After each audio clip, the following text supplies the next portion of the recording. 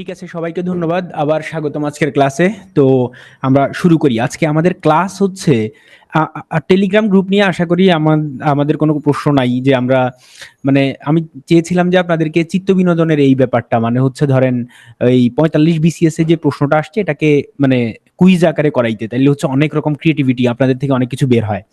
তো আমরা সেন্টেন্সগুলোকে আরো সুন্দর করতে পারতাম, এরকম করা যেত চুকনগরের মতো, কিন্তু সময়ের অভাবে স্বল্পতার কারণে আমরা করতে পারি নাই।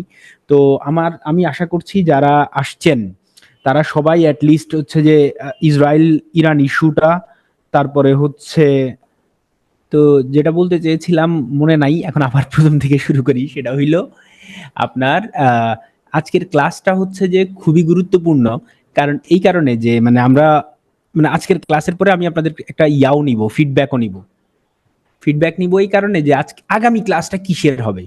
মানে আমি বেসিক্যালি আপনাদের অবস্থার উপর ডিপেন্ড করে ক্লাসের গতিপথ চেঞ্জ করব, মানে যেটা আপনাদের দরকার ওইভাবে আগাবো। এবং রেগুলার যে বিসিএস এর সিলেবাস ওটা তো শেষ হবেই ইনফ্যাক্ট, অবশ্যই। তো ওইটা শেষ হওয়ার সাথে সাথে আমরা হচ্ছে যে মানে আপনাদের গতিপথে যাব, আপনারা যে পথে যান। তবে সোফার আপনাদের রেসপন্স অনুযায়ী আমি খুবই আশাবাদী আপনাদেরকে নিয়ে। তো একটু ঝালাই করলে মানে একটু মানে নিয়মিত হইলে আশা করি ইনশাল্লাহ, মানে আমার ধারণা আমরা যে টার্গেট আমাদের 120-এর এটা পার হয়ে অনেক দূর চলে যাব ইনশাল্লাহ। তো যেটা হচ্ছে আজকের ক্লাসটা কেন গুরুত্বপূর্ণ, আজকের ক্লাসের আপনার টপিক হচ্ছে যেটা আমাদের মানে মানে প্রাণ আর কি, অলমোস্ট বললাম না 65 নাম্বার, মানে এর মধ্যে ইংরেজিতেই 50, 25, 25, 50। হ্যাঁ, তারপরে এই রাইটিং, এই ট্রান্সলেশন জানা মানে হচ্ছে আপনি লিখতেও পারা। আপনি যদি একটা সেন্টেন্স বাংলা থেকে ইংরেজি করতে পারেন তার মানে আপনি লিখতে পারেন। এখন লিখার জন্য আপনার কি লাগবে? ইনফরমেশন লাগবে, সেটার জন্য আপনাকে পড়া লাগবে। খুবই সিম্পল। আর নিশ্চয়ই আমি রাইটিং স্কিল নিয়ে একটা লেখা লিখেছি বইয়ের সাজেশন দিয়ে। আমার ধারণা আপনারা সবাই এখানে যারা আছেন তবে সবাই লেখাটা পড়েছেন। তো আজকের ক্লাসের টপিকটা একটু বলে নেই। একটা হচ্ছে যে ট্রান্সলেশনের বেসিক্স, মানে আমরা কিভাবে বেসিক্যালি ট্রান্সলেশনটা করব। পরে নানা নিয়ম কানুন নানা কিছু আমরা পড়বো, আগে বেসিকটা জানবো। বেসিক মানে একবারে বেসিকও না, মানে ধরেন ট্রান্সলেশন শুরু আর কি। এই ট্রান্সলেশন করতে গিয়ে আমরা ইংরেজি টু বাংলা অনুবাদ করতে গিয়ে আমরা এলিমেন্টস অফ সেন্টেন্সটা দেখবো, সেন্টেন্সের নানা উপাদান, সেন্টেন্স আসলে কি থাকে, সেন্টেন্সের স্ট্রাকচার কেমন হয়। তো কোশ্চেন অ্যানালাইসিস করব আমরা, মানে গত 35 থেকে একবারে 45 বিসিএস পর্যন্ত আমরা কোশ্চেন অ্যানালাইসিস করে দেখবো যে আসলে কোন টপিকস থেকে পিএসসি কোশ্চেন করে, আপনাদের জন্য কোন কোন টপিকস গুলো গুরুত্বপূর্ণ, আপনারা কোনগুলো আসলে পড়বেন। এরপরে এখানে দেয়া আছে starting practice on Telegram group. Basically we have already started it and made 2 practices. হ্যাঁ, উই ডিড 2 প্র্যাকটিসেস, এবং যেই 2টা প্র্যাকটিস করছি সেটা আজকে আমাদের কাজে লাগবে আর কি। তো এটা ছাড়াও আমরা কুইজ খেলবো বা করবো। এটা স্টার্টিং প্র্যাকটিসেস বলতে আজকে থেকে আবার নতুন করে নতুন ভাবে প্র্যাকটিস শুরু হবে আর কি, বা কি করা যায় এটা আমি ক্লাসের পরে আপনাদের সাথে কথা বলবো। তো আসেন প্রথমে অনুবাদের জন্য মানে কিছু গুরুত্বপূর্ণ নির্দেশনা। হ্যাঁ, প্রথমে অনুবাদের জন্য প্রাইমারি মানে both English to Bengali and Bengali to English primary কিছু আলোচনা। তারপরে আমরা বাংলা থেকে ইংরেজি এবং ইংরেজি থেকে বাংলা দুইটারই আলাদা ধরনের আলাদা আবার করে আবার আলোচনা করব। তো প্রথমে যেটা হচ্ছে যে কিছু জেনারেল নির্দেশনা, এটা খুব ভালো করে শুনেন যে অনুবাদ কিভাবে করবেন। প্রথম কথা হচ্ছে বাজারে 2টা কথা প্রচলিত আছে খুব বেশি, একটা হচ্ছে যে আক্ষরিক অনুবাদ, আর একটা হচ্ছে যে ভাবানুবাদ, থিমেটিক অর অ্যাবস্ট্রাক্ট। এই 2টা অনুবাদের কথা বাজারে খুব প্রচলিত আছে আর কি, ভাবানুবাদ, আরেকটা হচ্ছে কি আক্ষরিক অনুবাদ। এটা প্রথম কথা হচ্ছে যে আমি এই 2টার কোনোটার সাথে একমত না, এবং এটার কারণ কি, আমার স্ট্রং পয়েন্ট কোন জায়গায় সেটা হচ্ছে ধরেন আমরা ছোটবেলা থেকে শিখে আসছি এটা হচ্ছে আক্ষরিক অনুবাদ, এটা হচ্ছে ভাবানুবাদ। আক্ষরিক অনুবাদ কি আর ভাবানুবাদ কি এটা নিয়ে আমরা একটু পরে কথা বলবো। তবে আমার যুক্তি হচ্ছে দেখেন এখনকার সময়ে যারা পণ্ডিত বা এখনকার সময়ে যারা বাংলাদেশে ধরেন নাম করা অনুবাদক অথবা ধরেন ইন্টেলেকচুয়ালস, তাদের মতে হচ্ছে মানে basically you are translating something. আপনি যেটা ট্রান্সলেট করতেছেন সেটা যেভাবে ট্রান্সলেট করা দরকার ওইভাবে করবেন, neither literal, not abstract or thematic. তো আমি এই পক্ষে যে আপনার কোন সময় লিটারাল করা লাগবে কোন সময় আক্ষরিক করা লাগবে এরকম কোনো কথা দুনিয়াতে নাই। সুতরাং আপনার যেটা যেখানে করা লাগবে সেটাই করবেন, সেটা আক্ষরিকও বলতেছি না আমি, থিমেটিকও বলতেছি না। কেন সেটা আমি একটু বলি। যেন একজনের নাম বলতে পারি, মোহাম্মদ আজম, আমি তার একজন ফলোয়ার, এখন ঢাকা ইউনিভার্সিটির প্রফেসর, তার অনেক ভালো ভালো বই আছে, রবীন্দ্রনাথ নিয়ে গবেষণা আছে, প্রচুর আর্টিকেল আছে, পত্রিকায় লেখালেখি করে, তারপরে হচ্ছে যে বই আছে সাংস্কৃতিক রাজনীতি নিয়ে। তো বাংলাদেশে এখনকার যারা বক্তা কথাবার্তা বলে ভালো, মানে মোরাললেস, তার সাথে আমার আড্ডা হয় ঢাকা ইউনিভার্সিটিতে প্রায়, বা এর বাইরে ঢাকার বিভিন্ন ইন্টেলেকচুয়াল আলোচনাগুলাতে। তো ওনার মতামত এটা, আর এবং ওনার সাথে একমত। প্রথমে কেন একমত? প্রথম কথা হচ্ছে, আপনার পরীক্ষাটা নিশ্চয়ই আপনারা জিজ্ঞেস করবে না এখানে কোনটা ভাবানুবাদ আর কোনটা আক্ষরিক অনুবাদ। বেসিক্যালি আপনারা জিজ্ঞেস করবে হচ্ছে যে কোনটা অনুবাদ, কোনটা অনুবাদ হবে, সেটা রিয়েল অনুবাদ। আসেন, এই দেখেন, এই একটা সেন্টেন্স এখানে দেয়া আছে। আমি এখানে রেফারেন্স দিয়ে দিছি, মানে আমি যে বইগুলোর নাম আপনাদের সাজেস্ট করছি ওখান থেকে মোস্টলি হচ্ছে ডেইলি স্টার, আজকে ডেইলি স্টার থেকে এখানে উদাহরণ থাকবে, বা একবারে প্র্যাকটিক্যাল এবং বিসিএস এর প্রশ্ন থেকে নেওয়া। কিছু হচ্ছে যে আমি যে বইগুলোর রেফারেন্স দিছি ওই বইগুলা থেকে নেওয়া। তো তুহিনের যে বইটা, ওটা হচ্ছে যে ডি সরকারের ইয়া থেকে নেওয়া, এই উদাহরণটা আমি ওখান থেকে নিছি, ওখানে রেফারেন্স দেওয়া থাকবে, মানে এটা স্বীকার করা উচিত, মানে যার থেকে আপনি যে হেল্প নিবেন মানে রেফারেন্সে। তো যেটা হইলো, এটা দেখেন, that is a long story. এটার একবারে যদি আপনি অনুবাদ করেন, হ্যাঁ, ওটাও বলতে পারেন, অনেকে ওটা বলে, ওটা এক দীর্ঘ গল্প। এখন মানে তুহিনের বইতে বা এটাকে বলা হয়েছে যে এটা হচ্ছে বেসিক্যালি আক্ষরিক অনুবাদ। আর আপনি that is a long story, সে অনেক কথা, মানে আপনি যদি এখন ভোট নেই চ্যাটের মধ্যে, আপনারা বলবেন যে সে অনেক কথা, এটাই হচ্ছে সুন্দর অনুবাদ এবং এটা হচ্ছে ভাবানুবাদ। আমি আপনাদের সাথে মোটামুটি এখনকার সময়ে আপাতত একমত, সে অনেক কথা। এট দ্য সেম টাইম আপনারা মনে রাখতে হবে, যখনই that is a long story আসে, আপনি সব জায়গায় কিন্তু সে অনেক কথা বলতে পারবেন না, মানে এটা একটা লম্বা গল্প, তাহলে আপনি এমনি কিভাবে বলবেন এটা দ্যাট ইজ আ বা it is a long story? এটা আপনারা বলতে হবে কোনো কোনো জায়গায়, সব জায়গায় আপনি সে অনেক কথা বলতে পারবেন না। এই অর্থে আমি বলতে চাই যে আপনার মানে যেখানে যেই অনুবাদের দরকার সেখানে সেই অনুবাদ করা দরকার। যেন এইটারে আমি গুগলে ফেলে অনুবাদ করার চেষ্টা করছি, দেখেন that is a long story, Google কি দেখাইছে, যে একটি দীর্ঘ গল্প। তার মানে গুগলের সমস্যাটা কি, সে আপনার কনটেক্সটটা ধরতে পারে নাই, যে আপনি কোন কনটেক্সটে অনুবাদটা করছেন, যে বলছে দ্যাট এর অনুবাদ না। গুগলে যদি আপনি আবার এখানে একটা অপশন দেন, এখানে একটা অপশন আছে যে আপনি সেকেন্ডারি কোন অপশন চান কিনা, তখন সে আরেকটা অপশন আপনাকে দিবে, সেটাতে এই যে এটা আসছে দেখেন, সেটা এক লম্বা গল্প।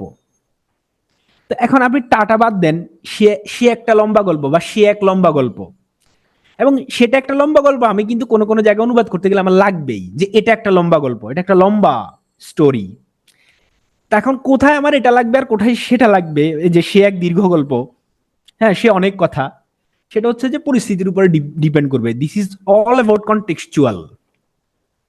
এই জন্যই অনুবাদ যেখানে যা দরকার সেখানে সেটাই করবেন। আক্ষরিক বা ভাবানুবাদ বলে পৃথিবীতে কিছু নাই, যা আছে তা হচ্ছে অনুবাদ।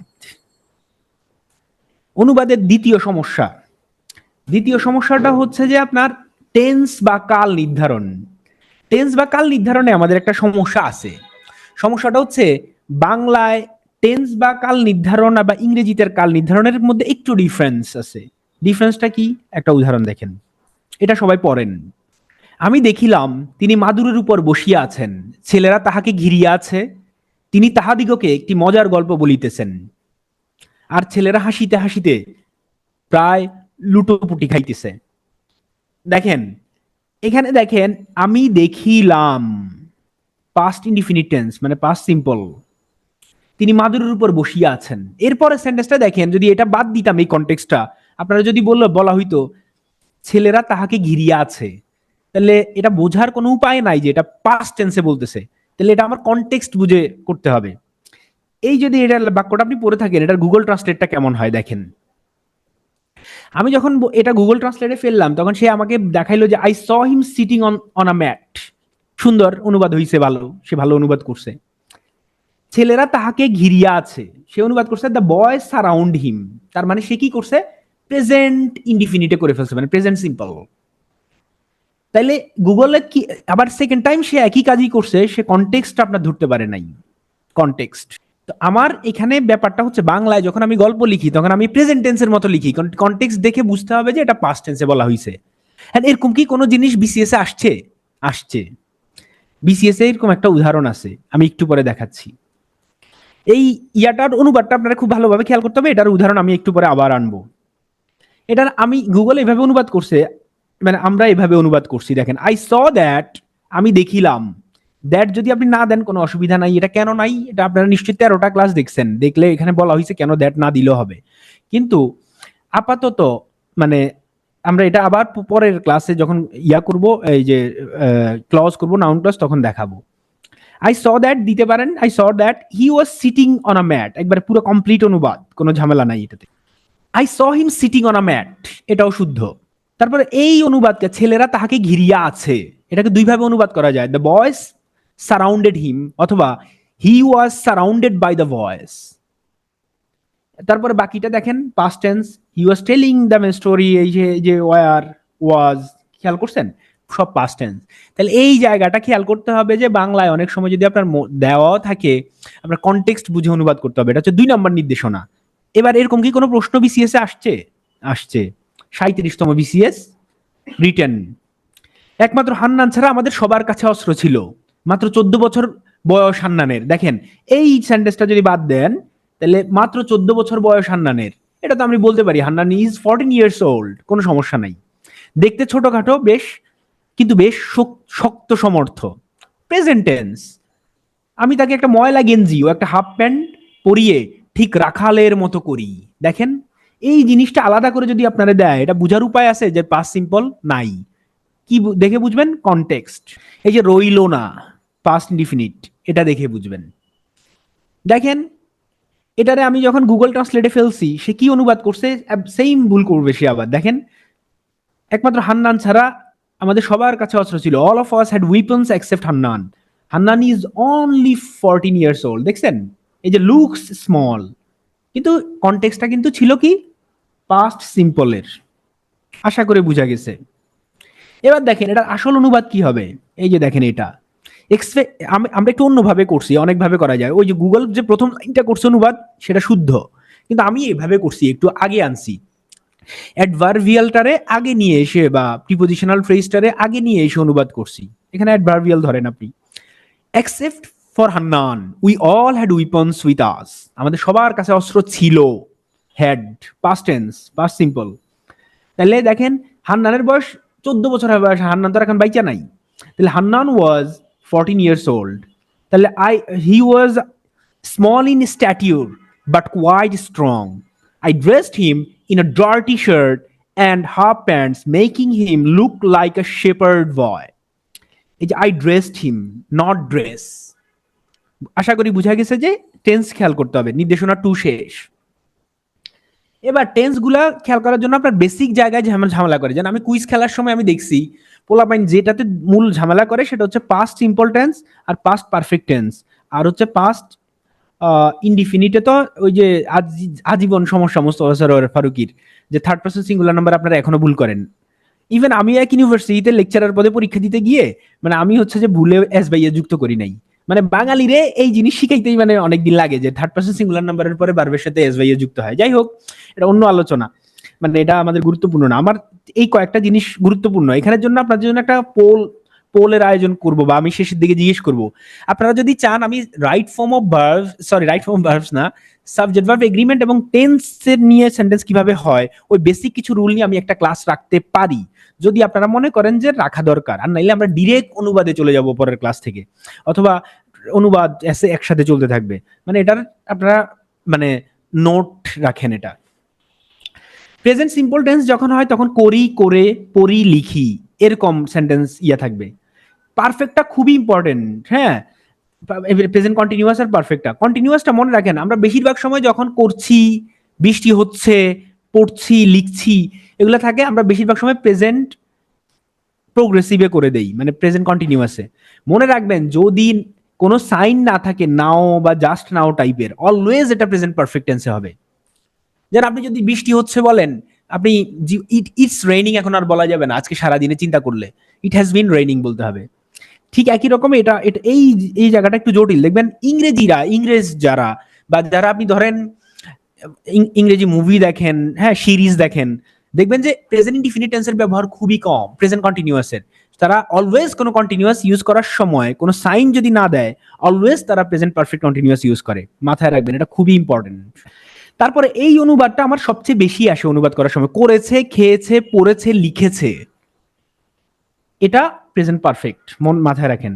আর লাম যত আছে, করলাম, গেলাম, করছিলাম, লিখছিলাম, সব পাস্ট সিম্পল। আর করবো, যাবো, পড়বো, এটা তো ফিউচার, এটা জানেন। আর নোটটা রাখেন, পরে আমি ক্লাসের পরে আবার জিজ্ঞেস করবো। এবার দেখেন টেন্স ফর ইনভার্টেড কমা। যদি আপনার পরীক্ষায় ইনভার্টেড কমা দিয়ে কোনো প্রশ্ন আসে, তাহলে আপনি টেন্সটা কেমন হবে? যেমন ধরেন, অকস্মাৎ ইন্দ্র সোজা হইয়া দাঁড়াইয়া কহিল আমি যাব। খেয়াল করেন, আমি যাব, আমি এই যে ইনভার্টেড কমার ভিতরে দিছে, এটা অবশ্য ডাবল ইনভার্টেড কমা হওয়া উচিত, এই যে এটা, আমি সভয়ে তাহার হাত চাপিয়া ধরিলাম। পাগল হয়েছ ভাই? ইন্দ্র তাহার জবাব দিল না। একটা বড় ছুরি পকেট হইতে বাহির করিয়া বাঁ হাতে লইয়া কহিল, তুই থাক শ্রীকান্ত। এই যে দেখেন, আমি আমি বললাম যে অকস্মাৎ, suddenly Indra stood straight and said I will go. এখন এটা আপনারা ন্যারেশন পড়ছেন, আপনারা জানেন এটা আই উড গো হইতো যদি কি এখানে ইনভার্টেড কমাটা উঠে যেত। তাহলে ইনভার্টেড কমার ক্ষেত্রে যখন ইনভার্টেড কমা থাকবে, আপনারা কিন্তু ফিউচার যে টেন্স আছে ওই টেন্স অনুবাদ করতে হবে। বাকিটা এই যে দেখেন, তুই থাক শ্রীকান্ত, স্টে হিয়ার শ্রীকান্ত, বাকিগুলো দেখলে আপনি বুঝবেন। কিন্তু ওই যে তাহার হাত চাপিয়া ধরিলাম আমি সভয়ে, তাহলে দেখেন আই কট, এখানে কিন্তু আবার পাস্ট টেন্স, তো এটা খেয়াল রাখতে হবে, ইনভার্টেড কমার টেন্স।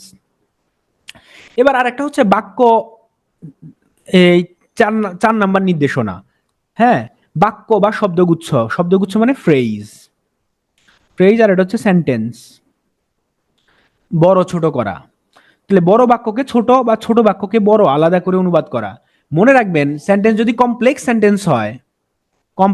সেন্টেন্স হয়, আপনি অনেক বড় সেন্টেন্স হয়, আপনার এটারে আলাদা আলাদা আলাদা করে 2-3 ভাগে অনুবাদ করতে পারবেন, নাম্বার 1।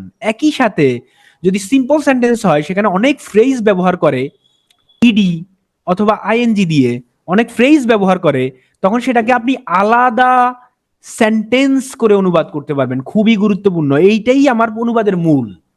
মানে আপনি অনুবাদের প্রায় 30% আপনার কমপ্লিট হয়ে যাবে শুধু এই জায়গাটা যদি আপনি বুঝেন। এবার আগের উদাহরণটা আবার দেখেন, সোজা করে একটু পড়াচ্ছি, যারা দুর্বল তারাও বুঝবেন। আমি দেখিলাম তিনি মাদুরের উপর বসিয়া আছেন, ছেলেরা তাহাকে ঘিরিয়া আছে। এই যে একটা বড় বাংলা সেন্টেন্স, 2টা সেন্টেন্স। এই দেখেন, এটারে এইভাবে লেখা যায়, I saw that he was sitting on a mat, the voice surrounded him, অথবা he was surrounded by the voice. তাহলে দেখেন, I saw him sitting on a mat, আমি কি করলাম বেসিক্যালি, আমি এখানে সাবঅর্ডিনেট ক্লজ, যেটা এটার নাম নাউন ক্লজ, এটা কেন নাউন ক্লজ আমরা পরে পড়বো। এই নাউন ক্লজটাকে আমি কি করলাম, ফ্রেজে রূপান্তর করে রাখলাম। ফ্রেজ, কোন phrase? Participle phrase. This is the way we can reduce a clause and we can reduce the sentence, and at the same time we can squeeze the translation. তো এখন দেখেন, এই যে এখানে আলাদা sentence, the boy surrounded him অথবা he was surrounded by the voice, I just used a comma and you placed it after the sentence surrounded by the voice. কেন? আপনি তখনই এটা ছোট করতে পারবেন যখন দুইটা সাবজেক্ট দেখেন একই। দেখেন এই যে সাবজেক্ট একই, ওয়াজ আছে, বাদ দিতে পারবেন। তাহলে এটা আমরা পরে পড়বো রিডিউসের সময়। কিন্তু I saw him sitting on a mat surrounded by the voice, এই যে এটা আমি চাইলে অনুবাদ এটাও করতে পারবো, এটাও করতে পারবো, দুইটাই শুদ্ধ। তাহলে আমি এখান থেকে কি বুঝলাম, আপনি যদি সেন্টেন্স বড় থাকে, ক্লজ দিয়ে থাকে, আপনি চাইলে সেটারে ছোট করতে, মানে সেটারে ছোট করে অনুবাদ করা যায়। এই যে আমি দেখিলাম একটা, তিনি মাদুরের উপর বসিয়ে আছেন, আর একটা সেন্টেন্স, বা এটারে আমরা দ্যাট দিয়ে ক্লজ বানাইলাম, এটার পরে আমি চাইলে ছোট সেন্টেন্সে অনুবাদ করতে পারবো। আবার আরেকটা সেন্টেন্স এটার সাথে লাগাইও দিতে পারবো, লেজ কিভাবে লাগায়, অল লেজেস মানে অল টেইলস আর adjective phrase, participle phrase or adjective clause. মনে রাখেন, আপনি যদি অ্যাডজেক্টিভ ক্লজ বুঝেন, আপনি নিউ এজ এবং ডেইলি স্টারের যে এডিটোরিয়াল পার্টটা আছে, নট ওপিনিয়ন, নট ওপেন, দেখবেন যে আজকের ডেইলি স্টারে দেখবেন ইকোসাইডাল, চিটং নিয়ে আর একটা বাচ্চা মেয়ে সে লিখছে ওই যে ডেইলি স্টারের ওপিনিয়নে, দেখবেন যে মেয়েটার নাম বোধ হুমায়রা, সে ডেইলি স্টারে, আমি যে আর্টিকেলটা আজকে শেয়ার করছি ফয়েজ আহমেদ তৈয়বের, ওই আগের আর্টিকেল যেটা, মানে ইকোসাইডাল অ্যাটেম্প, চিটং এ কতগুলা জায়গায় ইকোসাইডাল অ্যাটেম্প নিছে সরকার, যেন সিডিএ, যেন সুগন্ধা আবাসিক এলাকায় গাছ কেটে ফেলতেছে, মেয়েটা ওইটার কথা বলছে। তারপরে বলছে যে এই যে আমাদের যে চিটাঙের যে কি হিল, এটা বলেন তো ওই যে রেলওয়ের এটা চ্যাটে বলেন তো দুই একজন যারা চিটাঙ্গের আছেন, আমার নাম মনে পড়তেছে না কেন, ওইটার গাছ ওইটা কেটে ওখানে হসপিটাল বানানোর কথা ছিল। তারপরে ধরেন চিটাং এ সিআরভি, থ্যাংক ইউ সিআরভি, হ্যাঁ সিআরভি। তারপরে হচ্ছে চিটাং এর আপনার কাঠটলি এলাকায় বিশাল অনেক গাছ কেটে ফেলতেছিল। তো এই আর্টিকেলটা আপনারা চাইলে পড়ে নিতে পারেন। আমি যখন ক্লজ পড়াবো, যারা একটু দুর্বল তারা ওই মেয়েটার আর্টিকেল পড়লে বুঝবেন। যেন ফয়েজ আহমেদ তৈয়বের সেন্টেন্সের স্ট্রাকচার আমি আজকে যদি সময় থাকে ক্লাসের শেষে দেখাবো, আমি রেখে দিছি আপনাদের জন্য। এট দ্য সেম টাইম ওই মেয়েটার আর্টিকেলটা আমি রাখছি যে ক্লজ যদি সোজাভাবে আপনি বুঝতে চান ওই মেয়েটার আর্টিকেল পড়েন, আর একটু কঠিন হইলে ফয়েজ আহমেদ তৈয়বেরটা পড়েন। আর আরেকটা শামসাদ স্যারের একটা আমি দিছি আপনাদেরকে, ওটা হচ্ছে দ্য বিউটি অফ ল্যাঙ্গুয়েজ। আপনি নর্মাল ল্যাঙ্গুয়েজ কিভাবে লেখে are the beautiful language with using figures of speech, এটা কিভাবে লিখে, ওইটা হচ্ছে আপনি ওইটা দেখলে বুঝবেন। আপনাদের নিশ্চয়ই মনে আছে ওই যে যেটা নিয়ে কুইজ খেলার কথা ছিল। আচ্ছা শান্তনু, কোলন ড্যাশ এগুলা সেন্টেন্সে কন্ডাক্ট অনেক সময় বুঝতে কষ্ট হয়। কোলন ড্যাশ নিয়ে আমরা আলোচনা করব, কোলন তারপরে এম ড্যাশ কমা এগুলো নিয়ে আলোচনা করবো। এটা খুবই বান্দাবাদ। It's all about adjective phrase and appositive. এটা কোনো ব্যাপারই না, এটার অনুবাদ খুবই সোজা। এটা নিয়ে আমি 13টা ক্লাসে আলোচনা করছি, একটা ক্লাসে 13টা ক্লাসের একটা ক্লাস যেটা অ্যাডজেক্টিভের ক্লজের ক্লাস ছিল, এবং মানে এটা নিয়ে আলোচনা করবো। এটা খুবই বেসিক আর কি। তো এটা নিয়ে এখন কথা বলার দরকার নাই। চ্যাট আবার বন্ধ, মানে বন্ধ করার দরকার নাই, আপনারা চ্যাটে আর কথা বললেন না। তারপর দেখেন আপনাদেরকে যে আর্টিকেলটা করানো হয়েছে ডেইলি স্টারের যে ইসরায়েল ইস্যু নিয়ে, সেটাতে দেখেন Southern Lebanon is being showered by constant Israeli attacks, killing civilians and Hezbollah fighters alike and displacing thousands. দেখেন খুব সিম্পল, সাউদার্ন লেবানন, দক্ষিণ লেবানন ইজ অলসো বিং শাওয়ার্ড। শাওয়ার্ড মানে কি, এখানে আমরা প্রকম্পিত অর্থে ইউজ করছি, অন্য অর্থ ইউজ করা যায়। দক্ষিণ লেবাননও ক্রমাগত ইসরায়েলি হামলায় প্রকম্পিত হচ্ছে। দেখেন এই যে আমি এখানে সেন্টেন্স কিন্তু কমা দিছে, দেখেন কমা দিছে, দেখছেন আমি কিন্তু কমা দিলেও আমি সেন্টেন্স এখানে শেষ করে দিছি অনুবাদ, কোনো ব্যাপার না, এটা করতে পারবেন। এখন দেখেন killing civilians and Hezbollah fighters alike, killing civilians, এই জন্য আমি একটা ফলো যোগ করে দিছি, এটা লিবার্টি নিছি আমি। হিজবুল্লাহ যোদ্ধারা সহ সাধারণ নাগরিক নিহত হচ্ছে। এখানেও চাইলে আমি ফুল স্টপ দিতে পারতাম, কোনো অসুবিধা নাই। এই যে এটার জন্য এটা একটা ফ্রেজ, কোন ফ্রেজ এটা? participle phrase. We will discuss about the participle phrase in the next class, না নেক্সট ক্লাস না, এর পরের ক্লাস।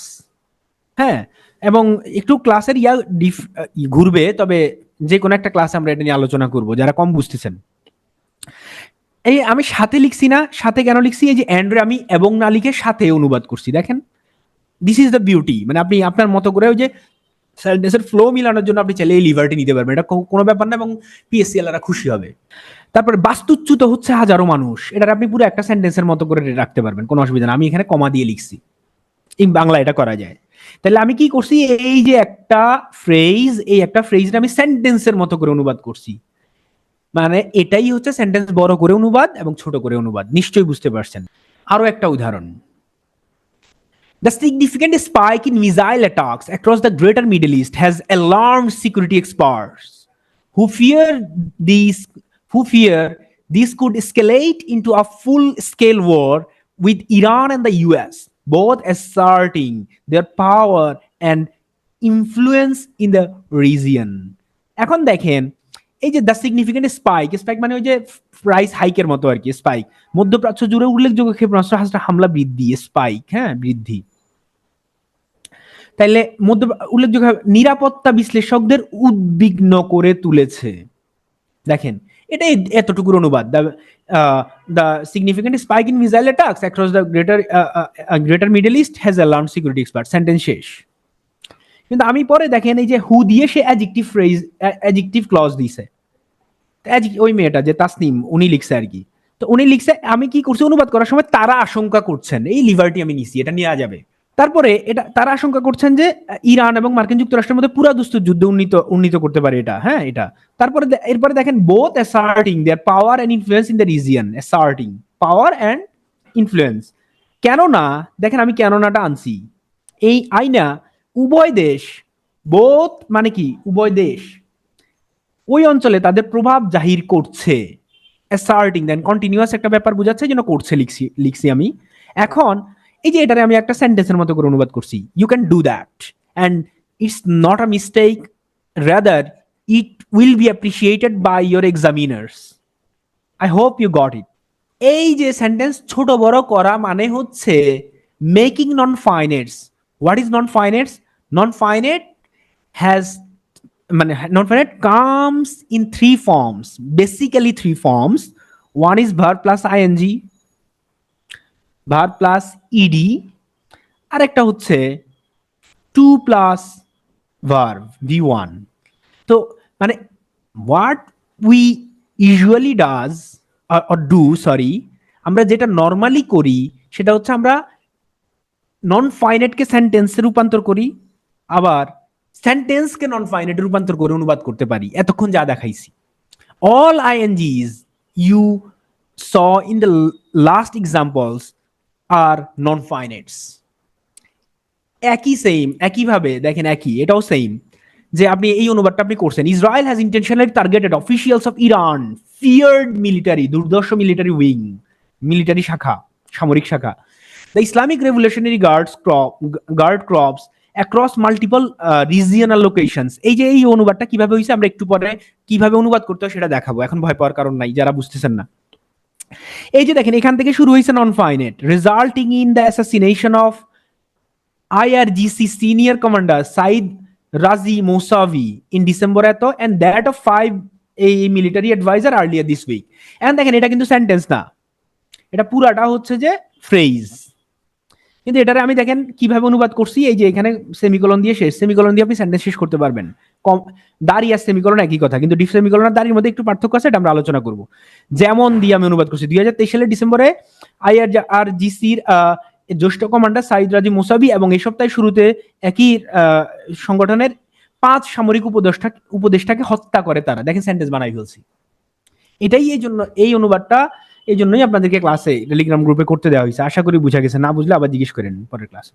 এবার আপনার হচ্ছে যে এই যে আজকে যেটা আপনাদেরকে অনুবাদ করতে দিয়েছে 45তম রিটেনে যেটা আসছে, সেটাতেও একটা উদাহরণ দেখেন, আমি এখান থেকে আনার চেষ্টা করছি। প্রতিটি নৌকায় 20-25 জন করে লোক থাকে যারা গানের সুরে দেশীয় বাদ্যযন্ত্র বাজিয়ে একদিকে দর্শকদের আনন্দ দেয়, আবার অন্যদিকে নৌকার মাঝি মাল্লাদের উৎসাহিত করে। দুই তীরের উৎফুল্ল দর্শক হাততালি দিয়ে তাদের আনন্দ প্রকাশ করে। দেখেন এই যে এটা সোজা, এই যে প্রথম অংশের অনুবাদ, each board holds 25 people who play local instrument বা indigenous instrument to the tune of music to entertain the spectators on one hand, একদিকে।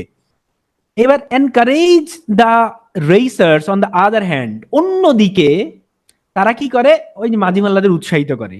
এখন দেখেন এখানে কিন্তু কমা দিয়ে তারা সেন্টেন্স শেষ করছে বাংলায়, ঠিক না? কিন্তু আমি কি করছি দেখেন, এখানে ফুল স্টপ দিয়ে সেন্টেন্স শেষ করে আবার নতুন সেন্টেন্স শুরু করছি। দেখেন দুই তীরের উৎফুল্ল দর্শক হাততালি দিয়ে আনন্দ প্রকাশ করে, excited spectators on both sides clap, হাততালি দেয়, কেন? To express their excitement.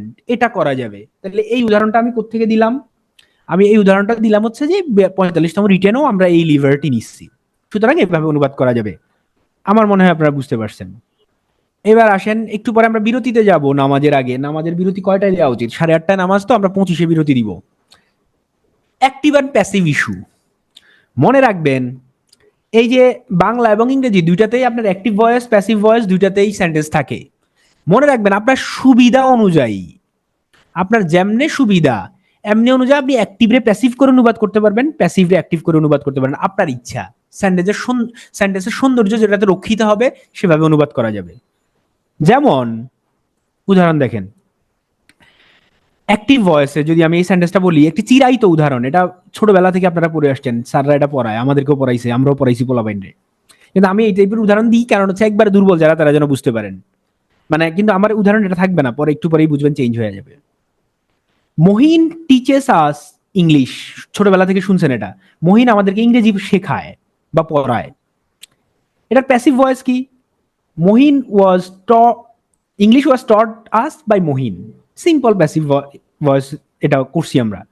এখন দেখেন আপনি যখন সেন্টেন্সে এটা দেয়া থাকবে না, আপনার দেয়া থাকবে English was taught by us by Mahin, আপনি কি নিশ্চয়ই এই অনুবাদ করবেন না মহিনের দ্বারা আমাদের ইংরেজি শেখানো হয়? এটা খুবই হাস্যকর অনুবাদ হবে। আপনার সেন্টেন্স এটা দেয়া থাকুক আর এটা দেয়া থাকুক, আপনার অনুবাদ এটাই করতে হবে। আশা করি বুঝা গেছে প্যাসিভ ইয়ার মানে ঝামেলাটা। তাহলে আমি কি বলছি, প্রয়োজন অনুযায়ী ইংরেজি থেকে বাংলা অনুবাদের ক্ষেত্রে, মোস্টলি ইংরেজি থেকে বাংলা অনুবাদের ক্ষেত্রে অ্যাক্টিভকে প্যাসিভ, প্যাসিভকে অ্যাক্টিভ করে অনুবাদ করা যাবে।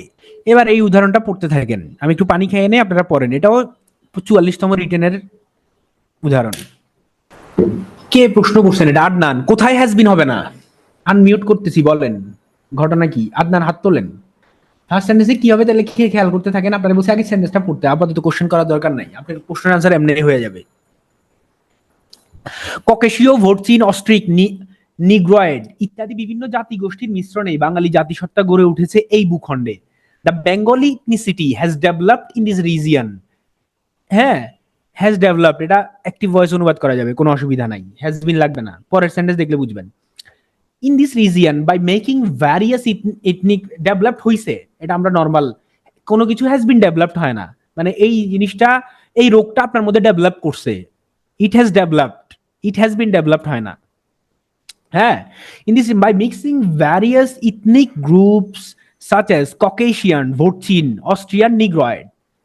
এখানে একটা কমা হবে, কমাটা ভুলে পড়ে নাই, এই যে এখানে মনে রাখবেন, অলওয়েজ যখন এটসেট্রা ইউজ করবেন এটার আগে কমা ইউজ করবেন।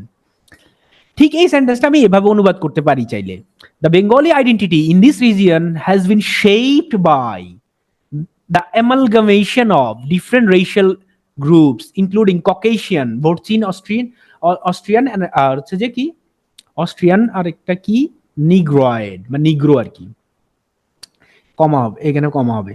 তো এই হচ্ছে যে আপনার অ্যাক্টিভ প্যাসিভ ইস্যু, আশা করি বুঝা গেছে, ওইটা হবে না আদনান। আরেকটা হচ্ছে পজিটিভ ভার্বের অনুবাদ। আপনি দেখবেন যে আমরা এখন কিছু গ্রামাটিক্যাল আইটেম আমাদের লাগবে, যে আমরা কোন কোন গ্রামাটিক্যাল আইটেমগুলো শিখলে মানে আমরা হচ্ছে যে অনুবাদের সময় ওগুলো মাথায় রাখবো। এই পজিটিভ ভার্বের আমি একটা জাস্ট ঝামেলা একটা দেখাই দিব, কিন্তু এটা নিয়ে আমরা পরে হয়তো আলোচনা করতে পারি। পজিটিভ ভার্ব সহ ইংরেজিতে এরকম অনেক বাক্যের ধরন আছে যেগুলো আমরা পরবর্তীতে ক্লাসে ধাপে ধাপে দেখবো। তাহলে এর আগে পজিটিভ ভার্ব বোঝা জরুরি। আমি আমার ধারণা আপনারা প্রিলি যারা দিয়ে আসছেন তারা পজিটিভ ভার্ব বুঝেন। দেখেন, পজিটিভ ভার্বের একটা উদাহরণ আমি 44তম রিটেন থেকে দিছি, ওই যে হান্নান, দেখেন আমি তাকে একটা ময়লা গেঞ্জি, এই উদাহরণটা আমি ইচ্ছা করে আলোচনা করলাম না, এটা আপনারা বাসায় দেখবেন, কারণ আমি যখন পজিটিভ ভার্ব পড়াবো এটা আবার আসবে। মানে এটা কিভাবে অনুবাদ হয়েছে, এই যে পজিটিভ ভার্ব কাজ করছে এখানে, মেকিং হিম লুক। আপনারা জানেন পজিটিভ ভার্ব যদি সেন্টেন্সে থাকে পরের ইয়ার পরে অবজেক্ট থাকুক আর যাই থাকুক, এটার পরে হচ্ছে যে ভার্বের বেস ফর্ম বসে। এই জিনিসটা বুঝা মানে বুঝতে থাকবেন আর কি, পরে আমরা এটা নিয়ে কথা বলবো। এটা ছাড়াও আমরা অনুবাদের জন্য যেসব ইস্যু আমাদের জানা জরুরি সেটা দিয়েছি, inversion, modals, dangling participle, subjunctive, positive verb, phrase, clause, reduced clause, comparative, different types of sentences, and their structures, appositive, use of punctuation, semicolon, em dash. এই জিনিসগুলো যদি আপনি বুঝেন, আপনার রাইটিং স্কিল ডেভেলপ হবে, অ্যাট দ্য সেম টাইম আপনার translation clear হবে। তা আমরা ধাপে ধাপে এগুলো আলোচনা করব আপনাদের সাথে, ঠিক আছে? এবার আসেন অনুবাদ, বাংলা থেকে ইংলিশ, এরপর আমরা যাব ইংলিশ থেকে বাংলা। দেখেন, বাংলা থেকে ইংরেজি অনুবাদের জন্য আবার স্পেসিফিক্যালি নির্দেশনা। প্রথমত বাংলা থেকে ইংরেজি অনুবাদ করতে হলে আমার প্রথমে এটা বুঝতে হবে যে বাংলা আর ইংরেজির বাক্যের গঠন হচ্ছে একটা আর একটার বিপরীত, একটার সাথে আর একটার মিল নাই, এটা মাথায় রাখতে হবে, একটার সাথে আর একটার কোনো মিল নাই। খেয়াল করেন, একটা পুরা এটারে ওই যে বাইনারি অপোজিট বলে, 0 আর 1 এর মতো। 0 1 আমরা বাইনারি পড়ছি না, 0 আর 1 এর মতো। Subject plus object plus verb, আর একটা হচ্ছে সাবজেক্ট ভার্ব প্লাস অবজেক্ট। ওই যে আপনাদেরকে এরকম বলে না, আমি ভাত খাই বলে না, আমি স্কুলে যাই, তাহলে যাই কই, ভাত পরে চলে যায়। আর আমি আই ইট, এই যে ইট, এখানে ইট আগে চলে আসে, তাহলে পুরা অপোজিট। এই জন্য অনুবাদ করার সময়, ইংরেজি থেকে বাংলা অনুবাদ করার সময় পুরা উল্টা দিক থেকে শুরু করতে হয়। উল্টা দিক কি আমরা পরে বুঝবো। মনে রাখেন দুইটা দুই রকম, একটা হচ্ছে সাফার, একটা সাফার মারোয়া, সাফার মারোয়ার মতো। একটা উদাহরণ দেখি, 45তম লিখিত। 45তম লিখিততে ইংরেজি থেকে বাংলা অনুবাদ যেটা আসছে, ইংরেজি থেকে বাংলা, এটা ইংরেজি ছিল, আমরা বাংলা এটা করছি আর কি। দেখেন, সহজ কিন্তু অপ্রতিরোধ্যভাবে শক্তিশালী তিনটি আবেগ আমার জীবনকে নিয়ন্ত্রণ করেছে। আসছে পরীক্ষা এটা, three passions, simple but overwhelmingly strong, have governed my life. এখানে ভার্ব কোনটা? Have governed. এখানে দেখেন নিয়ন্ত্রণ করছে, এটা হচ্ছে ভার্ব সেন্টেন্স বাংলায়, কিন্তু এখানে দেখেন কি নিয়ন্ত্রণ করছে? আপনার লাইফ, এটা হচ্ছে অবজেক্ট। এই অবজেক্টের আগে ভার্ব চলে আসছে। মানে আমি আইট রাইস টাইপের উদাহরণ দিলাম না আর কি, একবারে ভিসিএস থেকে উদাহরণ দিলাম, নিশ্চয়ই বোঝা গেছে দুইটার স্ট্রাকচার পুরো বিপরীত। এই জন্য অনুবাদ করার সময় পুরো আমার উল্টা দিক থেকে চিন্তা করতে হবে। আপনি যদি উল্টা দিক থেকে চিন্তা করতে না পারেন অনুবাদ করতে পারবেন না।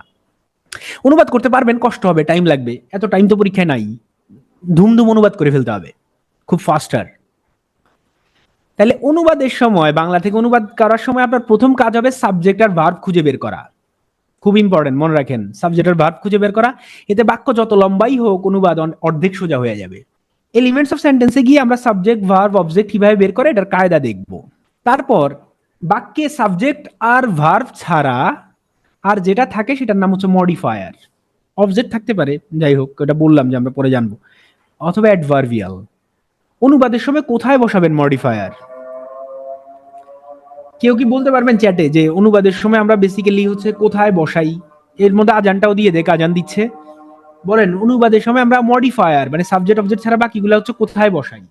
আচ্ছা, প্রথম কথা হচ্ছে যে মডিফায়ারের অ্যাডভার্বিয়ালের মধ্যে মানে জনগণ একটু পার্থক্য করে। যদি কোনো পার্থক্য না করেন তাহলে আনসার হচ্ছে যে সেন্টেন্সের সামনে, পেছনে, মাঝখানে সব জায়গায় বসে।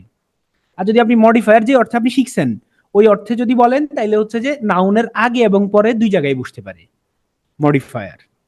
এটা হচ্ছে আনসার। যারা উত্তর দিচ্ছেন ধন্যবাদ।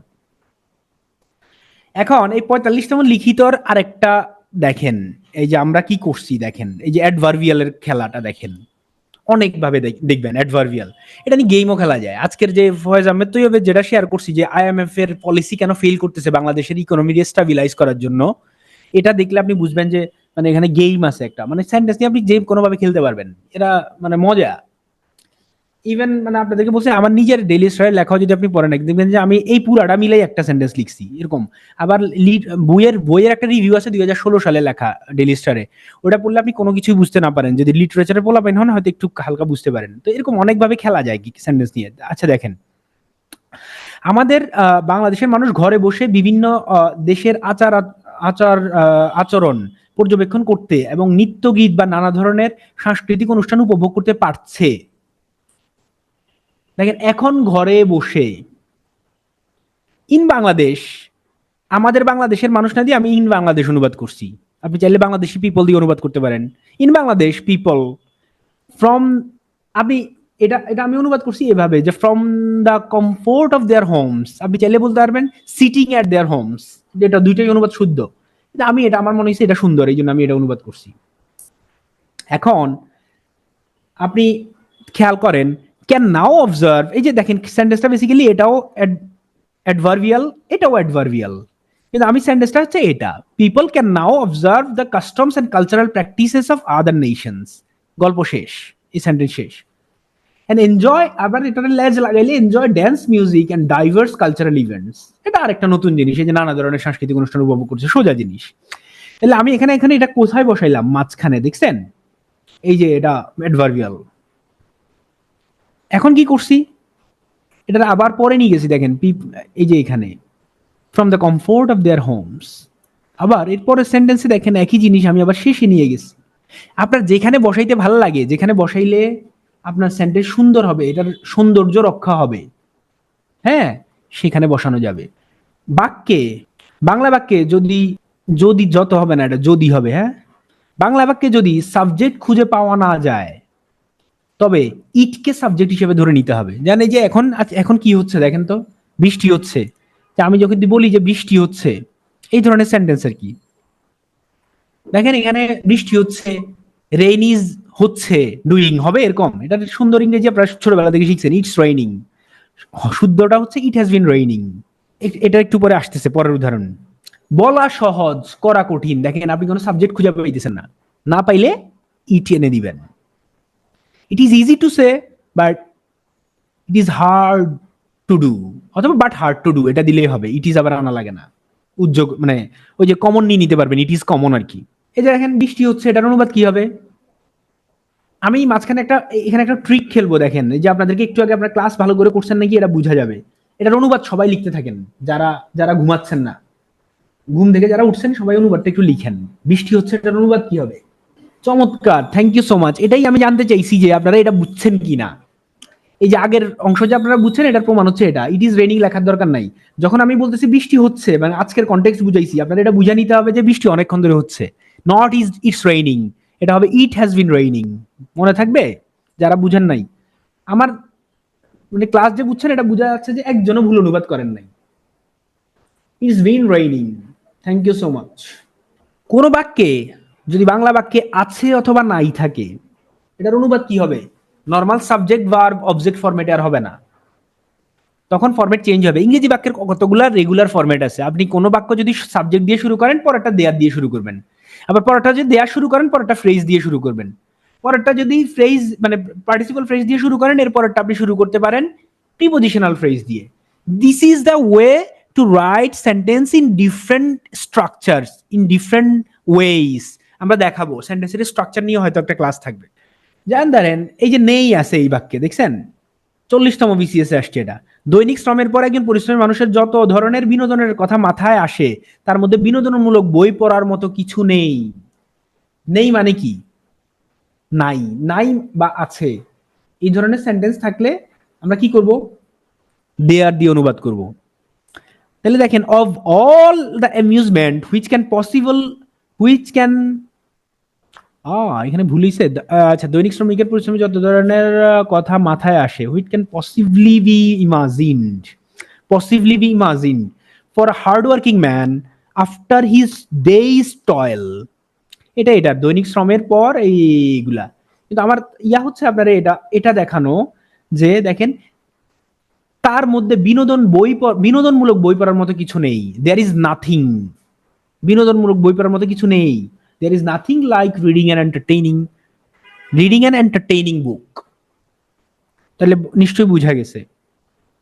আর একটা উদাহরণ দেখেন 36তম বিসিএস। অনেকেই আছেন বা আছে যারা তাদের গভীর অনুভূতিগুলো প্রকাশ করার ক্ষমতা অর্জন করেনি। There are many, এই যে আছেন আছে বা আছে, there are many who are not gifted with the power of giving expression to their deeper sensibilities. বাকিটা হচ্ছে যে এই যে হু, আচ্ছা যাই হোক, এটা হচ্ছে যে আপনার এটাও অ্যাডজেক্টিভ ক্লজ, এটাও অ্যাডজেক্টিভ ক্লজ, এটা অন্য আলোচনা, আমরা ইয়ার সময় আলোচনা করব। তাহলে এখান থেকে আমরা কি শিখলাম? সেন্টেন্সের ফরম্যাট হইতে পারে subject verb object adverbial format. আবার এই যে আগের সেন্টেন্সে দেখেন অ্যাডভার্বিয়াল প্রথমে চলে আসছে, এই যে অফ অল অ্যামিউজমেন্টস, এই দেখেন অ্যাডভার্বিয়াল প্রথমে চলে আসছে। এটা চাইলে আমরা পরেও নিতে পারতাম। এই যে আপনি বলতে পারতেন there is nothing like reading an entertaining book of all amusements which can possibly be imagined, এটা শেষে এখানেও দেওয়া যাইতো। তাহলে এই জন্য সেন্টেন্সের অনুবাদ স্ট্রাকচার হইতে পারে অ্যাডভার্বিয়াল প্রথমে, তারপর সাবজেক্ট, তারপর ভার্ব, তারপর অবজেক্ট। অথবা যদি আপনার দেয়ার ফরম্যাট হয় তখন কি হবে? দেয়ারটা হয়ে তারপরে ভার্ব, তারপরে সাবজেক্ট, এরকম হয়। এই যে দেয়ার দেখেন, দেয়ার হইলে ভার্ব হবে, তারপর সাবজেক্ট, তারপর অ্যাডভার্বিয়াল হইতে পারবে। তাহলে সেন্টেন্সে কি হয়? ধরেন subject plus verb plus object, এটা তো সবাই ছোটবেলা থেকে শিখছি। এন্ড অবজেক্টের জায়গায় কি হইতে পারে? কমপ্লিমেন্ট হইতে পারে। কমপ্লিমেন্ট কি আমরা গত ক্লাসে পড়ছি। কমপ্লিমেন্ট না হয়ে এখানে একটা নাউন ফ্রেজও হইতে পারে। তাহলে সাবজেক্ট, আবার কোনো কিছু না হয়ে একটা অ্যাডভার্ব হইতে পারে, এই যে অ্যাডভার্ব বা অ্যাডভার্বিয়াল হইতে পারে। তাহলে দেয়ার ফরম্যাটে সেন্টেন্স হবে এরকম। আবার আপনি সাবজেক্ট ভার্ব ফরম্যাটে অ্যাডভার্বিয়াল প্রথমে এনে সেন্টেন্স তৈরি করতে পারবেন। আমরা সেন্টেন্সের স্ট্রাকচার এটা আরো হয়তো বিস্তারিত দেখার চেষ্টা করতে পারি। আচ্ছা, বাংলা টু ইংরেজিতে বাংলা বাক্যে মূল ভার্ব খুঁজে পাওয়া যদি না যায় তাহলে টু বি ভার্ব অথবা টু হ্যাভ ভার্বকে আপনার মূল ভার্ব হিসেবে ধরে নিতে হবে। নামাজের বিরতি একজন বললেন যে 8:45, আমি অবশ্য খেয়াল করি নাই। ঠিক আছে, আরো 5 মিনিট বাড়াই দিলাম, মানে আমরা ইয়াতে শুরু করব 8:55। আর ইন বিটুইন যারা হচ্ছে ইয়াতে আছেন তারা সেন্টেন্স স্ট্রাকচারের জন্য আজকে ডেইলি স্টার আমি এটা এখানে একটা ইয়া দিছি, দেখেন এটা দেখতে পারেন যে সেন্টেন্স কিভাবে শুরু হয় বা সেন্টেন্স কিভাবে শুরু হইতে পারে। দেখেন উনি এই যে আজকের সেন্টেন্স ইয়াতে যারা আর্টিকেলটা আমি শেয়ার করছি, দেখেন এই যে এখানে কি দিয়ে শুরু করছে? ইন অ্যাডভার্বিয়াল দিয়ে। আবার এট দ্য সেম টাইম এই যে বিলিয়ন, এত বিলিয়নের এই যে অবস্থাটা, এই যে এখানে যে the net reserve have plummeted to just 13.8 billion, এই বিলিয়নটারে আবার ব্যাখ্যা করতেছে আর একটা এই যে অ্যাপোজিটিভ টাইপের অতিরিক্ত তথ্য দিচ্ছে, অ্যাপোজিটিভ। তারপরে দেখেন এই যে সেন্টেন্সের কমা দিয়ে আমরা যে ফার্দার স্ট্রাগলিং, এই ইয়েটা বারবার ইউজ করার চেষ্টা করবেন সেন্টেন্সের স্ট্রাকচারে। মানে হচ্ছে আপনি সেন্টেন্স শেষ করলেন কথা, তারপরে ওটা সম্পর্কে ওটারে মডিফাই করবেন বা ওটা সম্পর্কে তথ্য দিবেন, কমা দিয়ে আইএনজি দিয়ে করতে পারবেন। এটা আমরা স্ট্রাকচারে পরে শিখবো। এই তিনটার দিকে তাকাইতে থাকেন। আর যেটা আজকের এই যে মানে ওই যে মেয়েটার কথা বললাম আজকে লিখছে, we must abandon our ecocidal mindset, এই অংশটা যারা নাই এখন তারা পরে ইয়া শুনে নিবে। এটা আমি হচ্ছে চ্যাটে পাঠাই দিচ্ছি আপনাদেরকে, আপনারা এই লেখাটাও পড়তে পারেন। এটা পরে আমাদের কাজে লাগবে। আমরা আজকে এটা আমি পড়ে রাখছি, পরে কাজে লাগানোর জন্য আপনারা দিয়ে রাখি। আর ফয়েজ আহমেদের তো এবার যে আইএমএফ এর যেটা, ওটা তো আমি দিয়েই দিছি আপনাদেরকে আগেই। তো এইখানে সেন্টেন্সের স্ট্রাকচারটা দেখেন, কেউ যদি না বুঝেন জিজ্ঞেসও করতে পারবেন আমাকে ক্লাসের শেষে। যে একটু আগে যে অ্যাডভার্বিয়াল প্লাস সাবজেক্ট প্লাস দেখালাম, এই যে সাবজেক্ট এখানে শুরু, সাবজেক্ট ভার্ব, হ্যাঁ, এই যে অবজেক্ট, হ্যাঁ, তারপরে অ্যাডভার্বিয়াল বা অন্য কিছু, এই যে এখানে অ্যাডভার্বিয়াল শেষে আছে, প্রথমে আছে। তারপরে এটা একটা normal sentence structure, financial account deficits, এই যে সাবজেক্ট নাউন ফ্রেজ এটা, তারপরে হচ্ছে যে ভার্ব, এই যে ভার্ব, এই যে অবজেক্ট, তারপরে এই যে এইটা এখানে একই রকম ভাবে সাবজেক্ট, এই যে এখানে, হ্যাঁ, উইথ দিয়ে সেন্টেন্স শুরু হয়েছে, দেখেন উইথ। অনেকে ক্লাসে আমাকে জিজ্ঞেস করছিলেন 47-এ যে উইথ দিয়ে সেন্টেন্স কিভাবে শুরু করা যায়। উইথ দিয়ে এই যে আপনি প্রিপোজিশনাল ফ্রেজ বা অ্যাডভার্ব প্রথমে রেখে সেন্টেন্স শুরু করতে পারবেন, শেষে রাখতে পারবেন, শেষে আবার ফ্রেজ ইউজ করতে পারবেন। এই এই এই ওনার ফার্স্ট প্যারাটা পড়লেই মানে অনেক কিছুই ক্লিয়ার হবে আর কি। এটার জন্য আমি হচ্ছে যে এই আর্টিকেলটা আপনাদেরকে পড়তে বলছিলাম আজকে ডেইলি স্টারের, এই যে ওপিনিয়নে যাবেন, ওপিনিয়ন যা, এটা হচ্ছে কই, এই যে এটাও দিচ্ছে, এই লাইনটা আমরা এখানে নিছি আর কি, এই যে এটা। কিন্তু এখানে অনেক কিছু ইম্পর্টেন্ট দেখেন, বাংলাদেশের এখন ক্রাইসিস যে চলতেছে, ক্রাইসিসটা আসলে কি নিয়ে? এই যে সাব স্ট্যান্ডার্ড দেখেন, এলসি কন্ট্রোল, গভর্নমেন্ট যে এলসি কন্ট্রোল করছে, লেটার অফ ক্রেডিট, এটাতে মানে তারা মেনটেন করতে পারে নাই। তারপরে ফরেন রিজার্ভ কমে গেছে, তারপরে আমদানি, এলসির ইয়ার কারণে আমদানি রপ্তানিতে পড়ছে, ফরেন রিজার্ভ, তারপরে বৈদেশিক মুদ্রার মানে এই যে ডলারের দাম বাড়া কমাতে আমদানি রপ্তানিতে প্রভাব ফেলছে। তাহলে ওই যে ওখানে যে আপনাদেরকে একটা পদ্ধতিও দিছি, যে দেখেন ক্রলিং পেগ মেথড, গ্রুপে দেখেন। আচ্ছা, এইখানে উনি 4টা বলছে, কোথায় বলছে, এই যে দেখেন, ইন মাই ওপিনিয়ন, মনে রাখবেন কোন জায়গায় এরকম ইন মাই ওপিনিয়ন থাকলে মানে এটার অনুবাদ প্রথমে করতে হয় আমার মতে, মতে। তো এই জায়গাটা আমরা একটু পরে দেখাবো। কিন্তু এই যে এখানে দেখেন, দেয়ার আর 5 মেজর রিজনস, 5টা মেজর রিজনস আছে। কোন কোন major reason? Mismanagement of policies, মানে নীতিগুলারে মিসম্যানেজ করা হয়েছে, ওভারলুকিং in large scale statistical discrepancies. মানে ওভারলুক মানে কি? মানে ওভারলুক করে গেছে, মানে এড়াই যাওয়া, দেখেও না দেখা। স্ট্যাটিস্টিক্যাল ডিসক্রিপেন্সিস মানে হচ্ছে যে মানে এটারে বলে ডিসপ্যারিটি, হ্যাঁ। তারপর failure to propose research based policies, মানে রিসার্চ বেসড পলিসি নিশ্চয়ই বুঝছেন, মানে গবেষণা নির্ভর পলিসি প্রপোজ করতে ফেল করছে। The nexus between corrupt governance and institutional incompetence. বাংলাদেশে এখন গণতান্ত্রিক ইনস্টিটিউশনগুলো কোশ্চেন আছে, যাই হোক এটা আমি ওইভাবে বলতে চাই না নানা কারণে। ইনস্টিটিউশনাল ইনকম্পিটেন্স, বেশিরভাগ ইনস্টিটিউশনই অকার্যকর এবং মানে অযোগ্য লোকে ভরা। তো এটার মধ্যে করাপ্ট গভর্নেন্স এন্ড এটার মধ্যে নেক্সাস যে রিলেশনটা, সেটার কথা বলছে তিনি।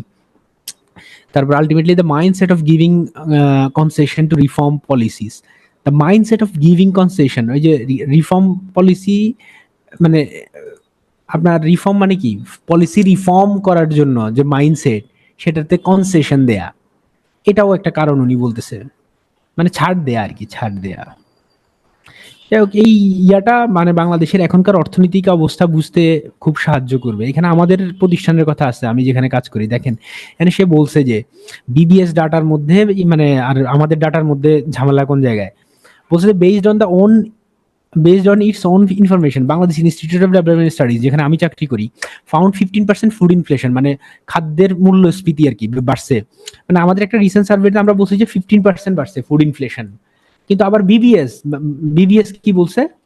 বিবিএস বলছে যে the Bangladesh bureau of statistics, BBS মানে এটার অফিস আমাদের পাশেই, আগারগাঁওতে, এই যে পিএসসির পাশের অফিস।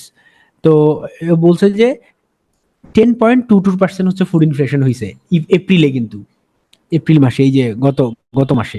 দ্য ডেভিয়েশন বিটুইন, এটা খুব মজার ব্যাপার, সে বলছে deviation between two surveys is 46.77%। খুব মানে মানে খুব ডেঞ্জারাস কথাবার্তা, মানে দারুণ criticism. This level of misinformation or information discrepancy, এই ডিসক্রিপেন্সি মানে কি, পার্থক্য আর কি, মানে একটা disparity, has crossed all limits, মানে সকল লিমিট ছাড়াই গেছে। তাহলে controlling inflation is crucial as a means of to restore macro economic stability, মানে এই অর্থনীতিতে ম্যাক্রো ইকোনমিক স্টেবিলিটি ফিরে আনতে, মানে অর্থনীতির যে স্টেবিলিটি, স্থির অবস্থা ফিরে আনতে কি দরকার? ইনফ্লেশন কন্ট্রোল করা দরকার। If the inflation data remains misleading, যদি ডাটাই মিসলিডিং হয়, the effectiveness of proposed IMF reform policies, IMF যে রিফর্ম পলিসি যেটা, সেটা will remain under questions too. এটা প্রশ্নে মানে এটা নিয়ে প্রশ্ন থেকে যাবে। যাই হোক, এটা আমাদের পড়ার কথা না, যেহেতু আমাদের বিরতি চলতেছে। আমি পড়ে দিলাম 8:55 বাজে। সবাই কি আসছে? অলমোস্ট চলে আসছে। আমরা ক্লাস শুরু করে দিই। তাসনুবা, আমরা যে ডেইলি স্টারের কিছু করব আজকে। আপনাদের থেকে আমি কিছু কমেন্টসও নিব, পরবর্তী ক্লাস কি হওয়া উচিত। আমরা কি ডেইলি স্টারের কিছু আর্টিকেল পড়বো বা অন্য আর্টিকেল পড়বো, মানে এরকম লাইন বাই লাইন বুঝাই পড়বো, নাকি যে আমরা কি ট্রান্সলেশন প্র্যাকটিস শুরু করবো, নাকি আপনাদের একটা বেসিক ক্লাস দিব ট্রান্সলেশনের উপরে, মানে মানে সাবজেক্ট ভার্ব এগ্রিমেন্ট অথবা টেন্সের ইয়াগুলো কিভাবে হয় ওইটার উপরে। তো যাই হোক, এটা পরে আমরা কথা বলবো, এটা নিয়ে আলোচনা করবো। তাসনুবা, তাহলে আমরা ক্লাসে ফিরে যাই।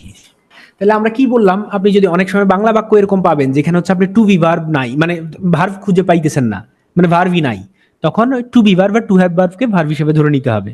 তাহলে দেখেন, এই যে এইটাই আজকের যে অনুবাদটা আপনারা করলেন, চিত্ত বিনোদন মানুষের সর্বকালীন চাহিদা, যার প্রকার ও প্রকৃতি পরিবর্তনশীল। Recreation is the all time need of human beings whose types and nature are dynamic. তাহলে দেখেন, এই যে এখানে চিত্ত বিনোদন মানুষের সর্বকালীন চাহিদা, এখানে কি কোনো হয় টয় বা কোনো কিছু নাই, দেখেন। এই জন্য এটা আমরা ইজ ধরে নিছি, এই যে ইজ ধরে নিছি। তাহলে এই যে এখানে কোনো বাংলা বাক্যে কি পাবেন না, 45তম বিসিএস এর এই প্রশ্নটা যেটা করতে দেওয়া হয়েছে। আচ্ছা, যে বাংলা বাক্যে যেটা, মানে আপনি যদি কোনো ভার্ব খুঁজে না পান, তখন আপনার টু বি ভার্ব অথবা টু হ্যাভ ভার্বকে ধরে নিতে হবে ভার্ব। যেমন এই যে এইটা আপনাদেরকে করতে দেওয়া হয়েছে, ওই যে টেলিগ্রাম গ্রুপে যে ভিডিওটা শেয়ার করা হয়েছে, ওটার ভয়েস আমি দিছিলাম, আপনারা নিশ্চয়ই শুনছেন। ভয়েস ওভার আমার ছিল ইংরেজিটা। এটা বাংলাদেশ ওয়াটার ডেভেলপমেন্ট বোর্ড এই কাজটা আমাকে দিছিল, যে মানে আমি এটা ভয়েসটা দেই। তো এটা আপনাদের বাংলাটা ওই যে ইয়ারটা সামিটটাও শেয়ার করছি, এরপরে আমার ভয়েস ডেটাও শেয়ার করছি এবং অনুবাদটাও শেয়ার করছি, অনেকে অনুবাদ করার চেষ্টাও করছেন। তো এখানে ছিল জীবনের নানা রূপ, না রূপ হয়ে গেছে না, নানা রূপ হবে, নানা রূপ নানা রং। জীবনের নানা রূপ নানা রং, এখানে তো কোনো ভার্ব নাই, তাহলে আমরা এই যে হ্যাজ নিয়ে আসছি। Life has different forms and different colours. এই যে কালার্স যেটা, এই যে দেখেন, এই যে এখানে আমরা কি ভার্ব নাই। এখন এখানের মজার ব্যাপার আমি ইচ্ছা করে আপনাদের অনুবাদ রাখছি। এই যে এই পুরা লাইন যে আপনারা অনুবাদ করছেন, এটার মিনিমাম 10-12 জনের বা 15-20 জনের অনুবাদ আমি নোট করছি, যে আপনারা কি কি ভুল করেন এটা দেখানোর জন্য। এই একটা সিম্পল অনুবাদ, জীবনের নানা রূপ নানা রং, সেই সঙ্গে প্রকৃতি ও মানব উন্নয়ন। প্রথম কথা আমি যেটা খেয়াল করলাম, এই যে এই সামি এখানে কি বলতে চাইছে তার স্ক্রিপ্টে, এই কথাটা অনেকে বুঝেন নাই। সে বলতেছে জীবনের নানা রূপ নানা রং, সেই সঙ্গে প্রকৃতি ও মানব উন্নয়ন। তার মানে প্রকৃতি ও মানব উন্নয়নেরও নানা রূপ আছে, এটা বুঝাচ্ছে। এই জন্য অনুবাদটা এইভাবে করা হয়েছে, life has different forms different colours nature and human develop as হবে এখানে। হা, অ্যাজও মিস গেছে, অ্যাজ যেমনটা nature and human development do. আচ্ছা, ও চমৎকার, একটা ভালো নিউজ আপনাদের সাথে শেয়ার করি। বাংলা একাডেমি থেকে মেসেজ পাঠাইছে, এবার বইমেলাতে আমার যে বাংলা একাডেমি থেকে যে অনুবাদ প্রকাশ হয়েছে ওটার জন্য টাকা পয়সা দিবে, ব্যাংক অ্যাকাউন্ট চাইছে। এটা খুব চমৎকার ব্যাপার, যাক আলহামদুলিল্লাহ। আচ্ছা, আসেন এরপরে। আচ্ছা, যাই হোক, আপনারা নিশ্চয়ই গল্পটাও পড়ছেন, ওইটা আমরা লিটারেচার অনুবাদ করার সময় ওই যে আমি যে গল্পটা শেয়ার করছি, যেটা এবার বাংলা একাডেমি থেকে আমার পাবলিশ হয়েছে বইমেলাতে, ওইটা পড়বেন আপনারা, পড়ে আমাদের প্রশ্ন জিজ্ঞেস করবেন, এবং ওইটাই লিটারি অনুবাদ। আমরা লিটারি অনুবাদ নিয়ে কথা বলবো, সরি মানে সাহিত্যিক অনুবাদ নিয়ে। তো এই যে এই সেন্সটা প্রথমে বুঝেন নাই, আপনাদের ভুলটা কোন জায়গায় প্রথমে দেখেন, সে কি বলছে আপনারা এটা প্রথমে বুঝেন নাই।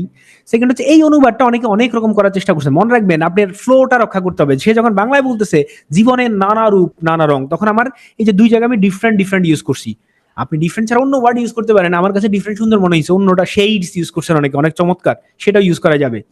তাহলে ভুলগুলা কোন জায়গায় দেখেন। প্রথম ভুল যে এটা, যে আপনারা এটা অনেকে সো এন্ড সো দিয়ে করছেন, স্ট্রাকচারটা হয় না, কিন্তু আপনি সেন্সটা ধরতে পারছেন, এরকম অনেকেই আছেন।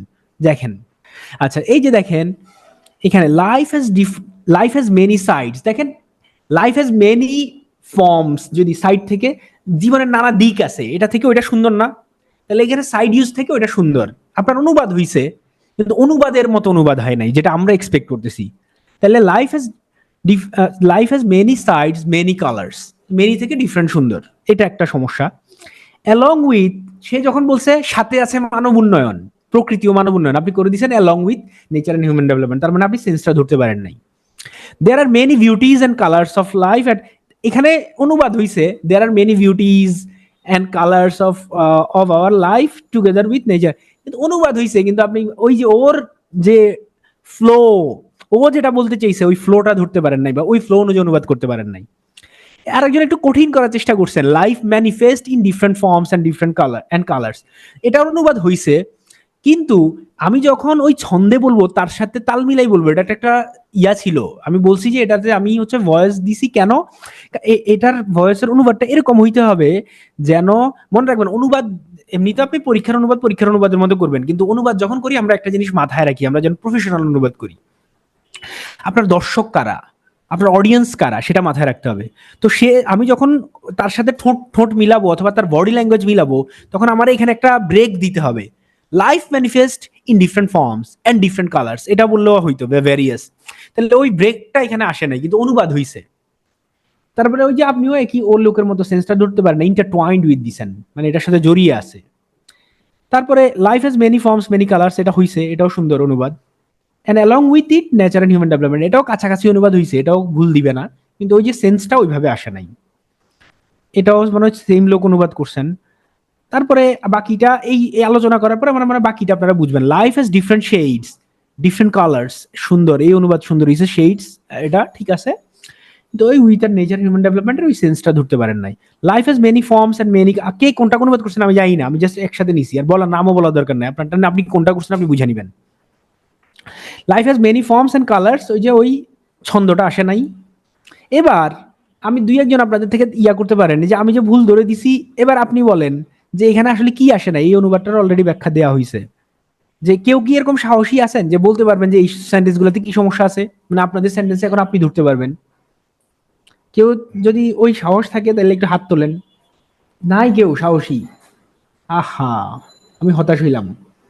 মানে কেউ কি আপনার ভুল ব্যাখ্যা হইলেও কোনো অসুবিধা নাই, মানে এখানে কোনো ব্যাপারই না, আপনি ভুল করেন, ভুল করবেন দেখি তো আমরা আসি, আমি আপনারা বলে দিব, কোনো অসুবিধা নেই। আপনি সাহস করে একজন হাত তুলে ফেলেন তো, জানি যিনি মনে করতেছেন এখানে সমস্যাগুলো ধরতে পারবেন। কেউ নাই। মজার ব্যাপার তো 46-এ দুর্বল এত লোকজন, 47 এরকম প্রশ্ন করলে অনেকে হাত তুলে ফেলতো। FH চমৎকার, দেন আনমিউট করেন। হ্যাঁ, আসসালামু আলাইকুম ভাইয়া। ওয়ালাইকুম আসসালাম। পড়েন, প্রথম বাক্য পড়ে ব্যাখ্যা দিতে থাকেন, বলেন শুনি কি সমস্যা আছে বলবেন, তাহলে বাকিদের উপকার হবে। কোনটাতে ভাইয়া, যেটাতে ওই কেটে রাখছেন ওইটা? প্রথমটা, এই যে প্রথম বাক্যটাই পড়েন। আচ্ছা, life has different colours and beauties besides nature and human development. কি সমস্যা হয়েছে এখানে অনুবাদে বলেন তো? অ্যাকচুয়ালি ওইখানে ভাইয়া যে সেন্সটা দিতে চাইছিল সেটা হচ্ছে জীবনের যেমন আসে নাই, মানে এখানে একটা কমা দেওয়া উচিত ছিল। লাইফ হ্যাজ হ্যাঁ, different colours and different beauties, এটা দেওয়া উচিত ছিল, এটা মিসিং। আর তারপরে হচ্ছে সে ওই সেন্সটা ধরতে পারে নাই যে হ্যাঁ এখানে নেচার এবং হিউম্যান ডেভেলপমেন্টেরও কি আছে, ডিফারেন্ট রূপ আছে, ঠিক না? জি ভাইয়া, exactly. গুড, এর পরেরটা বলেন। There are different colors and shades along with nature and human development. তো ওইটাতে হচ্ছে ওই along with এর ওই পুরোপুরি সেন্সটা আসে না, যেটা অ্যাকচুয়ালি বুঝাইতে চাইছিল। জীবনের নানা রূপ আছে, এটা আসলে কথা বলে নাই। তো এটা এই জন্য ওই যে টু টু এটা দিয়ে টু হ্যাভ বার দিয়ে করলে ভালো হইতো আর কি, কিন্তু দেয়ার আর দিয়ে করলে সুন্দর হয় নাই। এমনি অনুবাদের জন্য ঠিক আছে, কিন্তু ওই যে আমার ইয়াটা ধরতে হবে। পরেরটা, life is full of colours and beauties.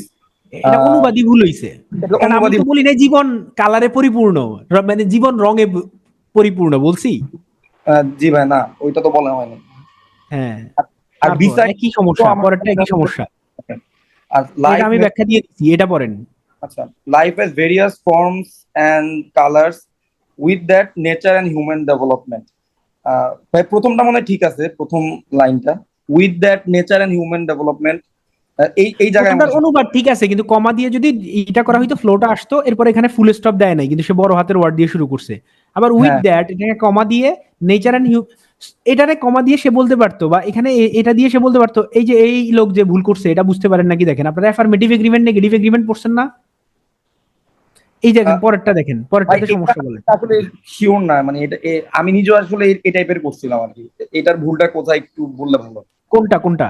এই যে সবার লাস্টে যেটা ভাই, ওই সো ডাজ। আচ্ছা দেখেন, লাইফ হ্যাজ মেনি ডাইভার্সিটিজ, ডাইভার্সিটিজটা ওইখানে ফ্লোর সাথে যায় না, ডাইভার্সিটিজ সুন্দর, মেনি কালার্স, এটা অনুবাদ হইছে। ধরেন এখন এখানে যখন আপনি বলতে পারবেন সাথে, মানে আমি বলতে পারবেন যে আমি এই কাজটা করছি সেও, সেও, মানে তাও সেও করছে।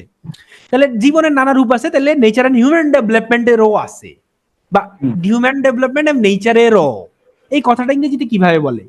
এটা এখানে একটা কমা দিতে হবে প্রথমে, দেওয়ার পরে এখানে কি দিতে হবে, একটা এন্ড দিতে হবে।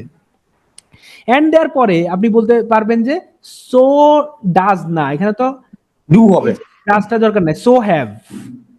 এই যে এখানে হ্যাজ আছে না, এখানে হ্যাভ কেন হয়েছে? কারণ নেচার এন্ড হিউম্যান ডেভেলপমেন্ট দুইটা প্লুরাল না, প্লুরাল না সাবজেক্ট। হ্যাঁ জি ভাই। তাহলে বলতে হবে and so have nature and human development, তাইলে হইতো শুদ্ধ। ও আচ্ছা। অ্যাফার্মেটিভ এগ্রিমেন্ট, নেগেটিভ এগ্রিমেন্ট, ওইটা ওই অংশটা দেখে নেবেন ক্লিপস্টোফল থেকে, আর না পড়লে আমি পড়াই দিতে পারবো ক্লাসে, আচ্ছা বুঝছেন? জি ভাই। যেমন ধরেন আমি যদি একবারে সোজা বলি, মানে আপনার কি নাম? আমার নাম আকিল। আকিব। আকিল, এল এল। Aqil, Aqil attended the written class, WCDC, হ্যাঁ। Aqil attended the written class, ঠিক আছে। এখন আরেকজন ধরেন এখানে তাসনুবাও, তাহলে আমি তাসনুবা বলার জন্য আমার লাগবে অনেক ভাবে বলা যায়, সো দিয়ে করা যায় এবং ইদার দিয়েও করা যায়, দুইটা দিয়ে করা যায়, মানে অ্যাফার্মেটিভ এগ্রিমেন্ট করতে গেলে। তাহলে আকিব অ্যাটেন্ডেড দিয়ে ইডি হবে, attended the class, attended the written class. এখন এটা যদি করি সো দিয়ে, এন্ড সো এই যে অ্যাটেন্ডেড, এই কারণে এটা টেন্স কি হবে, অক্সিলিয়ারি ভার্ব ডিড হবে। Very good. And so did কে? তাসনুবা। তাহলে তাসনুবাও অ্যাটেন্ড করছে। তো এই কথা আমি যদি এটার তো আমি ইংরেজিতে এভাবে বলতে পারতাম, Akib attended the class and Tasnuba also attended the class. এটা সুন্দর নাকি? এটা সুন্দর যে Akil attended the written class and so did Tasnuba, এটা সুন্দর। এবং এই সোর ডিড দিয়ে দেখেন আজকে ফয়েজ আহমেদ তাইবের যে লেখা দিছি বা এরকম অনেকগুলা ডেইলি স্টার বা অন্যান্য জায়গায় দুনিয়াতে যারা লেখে সবার লেখায় দেখবেন যে তারা সেন্টেন্সটাই শুরু করছে সো ডিড দিয়ে, বা এরকম অনেক এভাবে সেন্টেন্স লেখা যায়। তো এই গ্রামাটিক্যাল আইটেমগুলো শেখার উদ্দেশ্য হচ্ছে এটা যে আপনি যেন ওই স্ট্রাকচারটা বুঝতে পারেন। তাহলে ওনার এই সমস্যাটা হইছে, সে অ্যাফার্মেটিভ এগ্রিমেন্টের ভালো ইউজ করতে পারে নাই, বুঝা গেছে? জি ভাই। ভুল ইউজ করছে। এবার নিশ্চয়ই আপনাদের এবার সাহস বাড়ছে, আকিল ছাড়া আর কেউ আরেকজন হাত তোলেন। এবার নারীদের থেকে একজন হাত তোলেন। নারীরা পিছাই কেন? আমাদের গত ক্লাসে যে মেয়েটা ভালো অনুবাদ করছে, ওর নাম হচ্ছে তাসনুভা ছিল, ওর তাসনুভা না সরি তানিশা, ওকে আছে ক্লাসে? তানিশা রহমান আছেন? হ্যাঁ, আপনি কি হাত তুলতে পারবেন Tanisha? Are you in a condition of raising hand. যদি তানিশা না তোলে, সে নিশ্চয়ই ঘুমাচ্ছে বোধহয়, বৃষ্টি তো হচ্ছে, তো সম্ভবত মোবাইল কানে দিয়ে ঘুমাচ্ছে। সে ছাড়া আর যদি কেউ থাকে, দুষ্টামি করলাম, আর যদি কেউ থাকেন হাত তোলেন ফ্রম ফিমেল সাইড। রিটেনটা হচ্ছে পুরাটাই হচ্ছে যে কনভারসেশন। আপনি যদি ভয় পান কনভারসেশন করতে, আপনি তো শিখবেন না। আমি কারণ আমদেরা বলতে পারি, কিন্তু এই যে দেখেন প্রথম দিকে কার নাম বলবো, ডক্টর সাবরিনা, আপনি আছেন? আচ্ছা, তানিশা আসছে, আপনি কি আনমিউট করতে পারবেন? তানিশা হ্যান্ড রেজ করেন, আমি আনমিউট করে দিচ্ছি। আপনার আনমিউট করছি, বলেন তো সেন্টেন্স গুলো পড়বেন এবং ব্যাখ্যা দিবেন কেন ভুল হয়েছে, বলেন, নাইলে শিখবেন না। বলেন তানিশা, কথা শোনা যাচ্ছে? জি স্যার। জোরে বলেন একটু, আমি আপনার কথা কম শুনতেছি। Life encompasses various. দেন সাউন্ড বোধহয় আমার একটু কম। ও না, সাউন্ড তো হাই, সমস্যা কি? আপনি আসতে বলতেছেন না, আমি আমার আসতে সাউন্ড থেকে মনে হয় সাউন্ড কম যাচ্ছে। আচ্ছা ঠিক আছে, বলেন আপনি পড়েন কোথায়? আপনার ওই দিন অনুবাদ খুব ভালো হয়েছে। আপনার পড়াশোনা কোথায়? আমি শহীদ তাজউদ্দিন আহমেদ মেডিকেল কলেজে পড়েছি আর কি, আমি ডক্টর। শেষ আপনার? জি। আচ্ছা গ্রেট, ঠিক আছে। আপনি প্রথম সেন্টেন্সটা মানে এইগুলাই পড়েন, পড়ে বলবেন আমারে, আমি এখন কোনো ইন্টারাপ্ট করব না। আপনি বলেন যে কেন ভুল হয়েছে। লাইফ সব কিন্তু ভুল হয় নাই, এটা আবার সবগুলোরে ভুল বলে দিয়েন না। Life encompasses various shapes and colors, including nature and human development. এটা আর কি বড় হয়ে গেছে বেশি। ধরেন সে একটা কমা মিস করছে, আমি একটা স্ট্রাকচারাল ঘটনা বলি, And colours. ইনক্লুডিং দিলে আগে কমা দিবেন, Comma এটা miss ভুল করছে, এটা ধরাই দিলাম। তারপর বলেন কি সমস্যা। Including nature and human development. এই যে এখানে এখানে আরো একটা including হ্যাঁ বলেন। মানে নেচার এন্ড হিউম্যান ডেভেলপমেন্টের সাথে যেটা হচ্ছে, এটা মিনিংটা আসে নাই। মনে হচ্ছে কি জানেন, মানে লাইফ হ্যাজ, ধরেন এনকম্পাসের জায়গায় আমি হ্যাজ ইউজ করলাম, has various shapes and colours including, সাথে নেচার এন্ড মানে ভ্যারিয়াস শেপস এন্ড কালার্স আছে, ইনক্লুডিং সাথে আছে নেচার, সাথে আছে মানব উন্নয়ন। মানে সে হচ্ছে ওই যে আপনাদের কথা আক্ষরিক অনুবাদ করে ফেলছে আর কি। যেন স্বামী যখন বলছে, সে বলার সময় কি বলছে, সাথে আছে সাথে আছে। প্রকৃতি ও মানব উন্নয়ন। মনে আছে আপনাদের এটা? জি আপনি জি, কি ওই সাথে ভিডিওটা আছে দেখছিলেন? বলেছে। জি দেখেছি। গুড, ভেরি গুড, ঠিক আছে। তাহলে দেখেন, প্রথম কথা হচ্ছে এটা। সেকেন্ড হচ্ছে যে আরেকটা মনে রাখবেন, সিম্পলিসিটি ইজ দ্য বেস্ট। মানে আপনি কোনো কঠিন ওয়ার্ড এখানে, encompasses obviously is not a hard word, it is very common, but এই জায়গায় সে যখন খুব সরল কথা বলতেছে, খুব সুন্দর ভাষায় বলতেছে, তখন আমার এনকম্পাসেস ইউজ করারই দরকার নাই। আমার বলতে হবে হ্যাজ, অথবা আরো কোন আপনারা যে আগে ইউজ করছেন ওইসব ওয়ার্ড। তো এনকম্পাসেসটা আই ডিডন্ট লাইক ইট, প্রথম কথা হচ্ছে এটা। তারপর এখানে একটা ফ্লো ছিল, ফ্লোটা সে রক্ষা করতে পারে না, various forms and various colours, এখানে আবার ভ্যারিয়াস দেওয়া উচিত ছিল, কারণ নানা রূপ নানা বলছে, সে নানা দুইবার বলছে, মনে আছে? জি। হ্যাঁ, তাহলে এই সমস্যাটা এখানে সবাই কি বুঝতে পারছেন? বাকির একটু চ্যাটে বলেন যে আপনারা বুঝতে পারছেন কি পারেন না এই সমস্যাটা। এবার আপনি এর মধ্যে আপনারা বলতে থাকেন, আর এর মধ্যে তানিশা পরের সেন্টেন্সে যান। Life has different faces and different colors, and there is also nature and human development. মানে এখানে দেয়ার ইজ সাথে আছে faces, মানব উন্নয়ন রে সে ডিরেক্ট অনুবাদ করে ফেলছে there is also, there is there is also also, হয় না এখানে। এখানে ভুল কি বলেন, গ্রামারের ভুল বলেন। has, there are হবে আর কি। সে যেটা দিছে এটাতে আর হবে আর কি, তার হ্যাঁ, ভুলটা শুদ্ধ করলে কিন্তু আর এখানে হচ্ছে, হওয়া এখানে উচিত হচ্ছে। হ্যাজ আছে আর এখানে আবার ইনডেফিনিট ফর্ম চলে আসছে আর কি। হ্যাঁ, তাহলে এটা ভুল হইছে, আপনি এটা বুঝছেন। তারপরে দেখেন, লাইফ হ্যাড ডিফারেন্ট ফেসেস, এটা কি সুন্দর হইছে? না, ওয়ার্ড চয়েস তার এখানে, তার সমস্যা কি, ডিকশনটা হয় নাই। ডিকশন মানে ওয়ার্ড চয়েসটা হয় নাই, ঠিক আছে? তার ওয়ার্ড চয়েস ভালো হয় নাই। তারপর এখানে একটা কমা দেওয়া উচিত ছিল, তারপর এটারে আলাদা করা উচিত ছিল, করে নাই। তারপরে বলেন পরেরটা। Life has many appearances, various colours, and then there are nature and human development. এখানে অ্যাপিয়ারেন্স কথাটা অড লাগতেছে। Very good. ভেরিয়াস কালার্স, এখানে ফুল স্টপ দিয়ে আবার and then there are, এটা ঠিক হয় নাই মনে হচ্ছে। এন্ড দেয়া যাবে, ধরেন আপনি চাইলে এন্ড দেন দিয়ে কমা দিয়ে ইউজ করতে পারবেন, কিন্তু এখানে দরকার ছিল না। দেয়ার আর নেচার এন্ড, এখন এটার অর্থ কি হয়ে গেছে, দেয়ার আর নেচার এন্ড হিউম্যান ডেভেলপমেন্ট। এটাও এখানে আছে হ্যাভ হবে, এরকম আর তো হবে না, আর হবে না, কিন্তু সে এটাও ভুল করছে। তারপর দেখেন, দেয়ার আর নেচার এন্ড হিউম্যান ডেভেলপমেন্ট, সাথে মানে মানে অর্থটা হচ্ছে প্রকৃতি ও মানব উন্নয়ন আছে, তারপরে আছে প্রকৃতি ও মানব উন্নয়ন। কিন্তু এখানে ব্যাপারটা হচ্ছে যে যখন আপনি অনুবাদ করবেন, তখন আপনি ভাবার্থ বলতে আপনারা যেটা বলছেন, আসলে আমি বলতে চাই প্রকৃত অর্থটা বুঝতে হবে। প্রকৃত অর্থটা বলছে যে মানব উন্নয়নেরও ডিফারেন্ট রূপ আছে। আমি তো বলি নাই যে সাথে প্রকৃতি ও মানব উন্নয়ন আছে, এটা না। সেন্সটা কি, মানে লাইফের যেরকম ডিফারেন্ট কালার্স এন্ড ফর্মস আছে, মানব উন্নয়নেরও ডিফারেন্ট ফর্ম আছে। তো এই যে তিস্তা ব্যারাজ হওয়ার কারণে যে আশেপাশের ওই এলাকা, কয়েকটা জেলার যে উন্নয়ন হয়েছে, হিউম্যান ডেভেলপমেন্ট তো অনেক ভাবে হয়, তো ওইটা একটা ফর্ম অফ হিউম্যান ডেভেলপমেন্ট। বুঝা গেছে? হ্যাঁ, তো পরেরটা বলেন। Life has many charms, many colours, besides has natural and human development. চার্মসটা খারাপ না, চার্মস ইউজ করা যাইতে পারে। এখানে সবগুলোর ন্যাচারাল সমস্যা একই, ডেভেলপমেন্ট ঠিক হয় না। এটারও সমস্যা একই, এটারও সমস্যা একই। হ্যাঁ, আর life is natural- different shades and colours, and colours হইলে তার ওই ভাবটা, ওই সব ইয়াটা আসে না, আবার হ্যাজ দেওয়া উচিত ছিল। এই হচ্ছে অবস্থা। ঠিক আছে, তাহলে এটা হচ্ছে যে আপনাদের ভুলগুলা ধরাই দিলাম, যে এভাবে অনুবাদের কিছু ব্যাপার স্যাপার। ঠিক আছে Tanisha, thank you so much. Thank you. আপনি হচ্ছে আনমিউট করে ফেলেন। এবার দেখেন, বাংলা টু ইংলিশের ক্ষেত্রে অনুবাদের সময় কোনো বাংলা শব্দের হুবহু ইংরেজি শব্দ যদি পরীক্ষার হলে আপনার মনে না আসলে সমার্থক বা কাছাকাছি শব্দ ইউজ করতে হবে, ব্যবহার করা যেতে পারে। প্রথম কাজ হচ্ছে এটা, সমার্থক বা কাছাকাছি শব্দ ইউজ করবেন। কিন্তু ওইটাও না পাইলে কি করবেন পরে বলবো আমি। ধরেন তারা শীতে রোদ পোহায়, আপনি এটা পারেন না, বাস আপনার মাথায় আসতেছে না, তখন মাথায় আসে নাই, তাহলে আপনার কাজ কি, আপনি বাস্কের পরিবর্তে they enjoy the sunlight in winter. এই যে এনজয় দ্য সানলাইট মানে হচ্ছে বাস্ক, অথবা ফিল দ্য সানলাইট, ইউজ করতে পারবেন।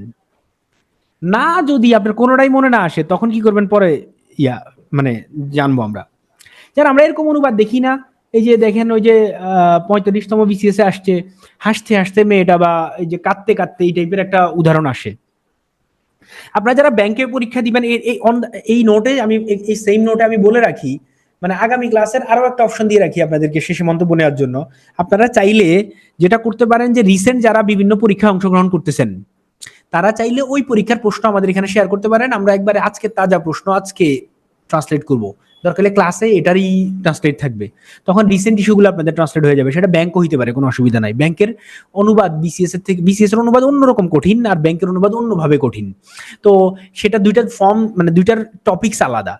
তো এই জন্য আমরা দুই ধরনের অনুবাদই করে এক্সপার্ট থাকবো, মানে হচ্ছে যে মানে ইকোনমিক ব্যাপার স্যাপার বিসিএস ও আসে, তো এই জন্য ওইটাও আমরা করতে পারি। এই নোটটাও রাখেন আপনার সাথে। তো বাংলা বাক্যের শেষে যদি আপনি করে এ তে থাকে, যেমন এগুলা জিরান ইনফিনিটিভ ব্যবহার করতে হবে। যেমন মনে করেন এই যে ক্লাস শেষ করে বা নামাজ শেষ করে আমি আবার ক্লাসে অ্যাটেন্ড করলাম, নামাজ শেষ করে।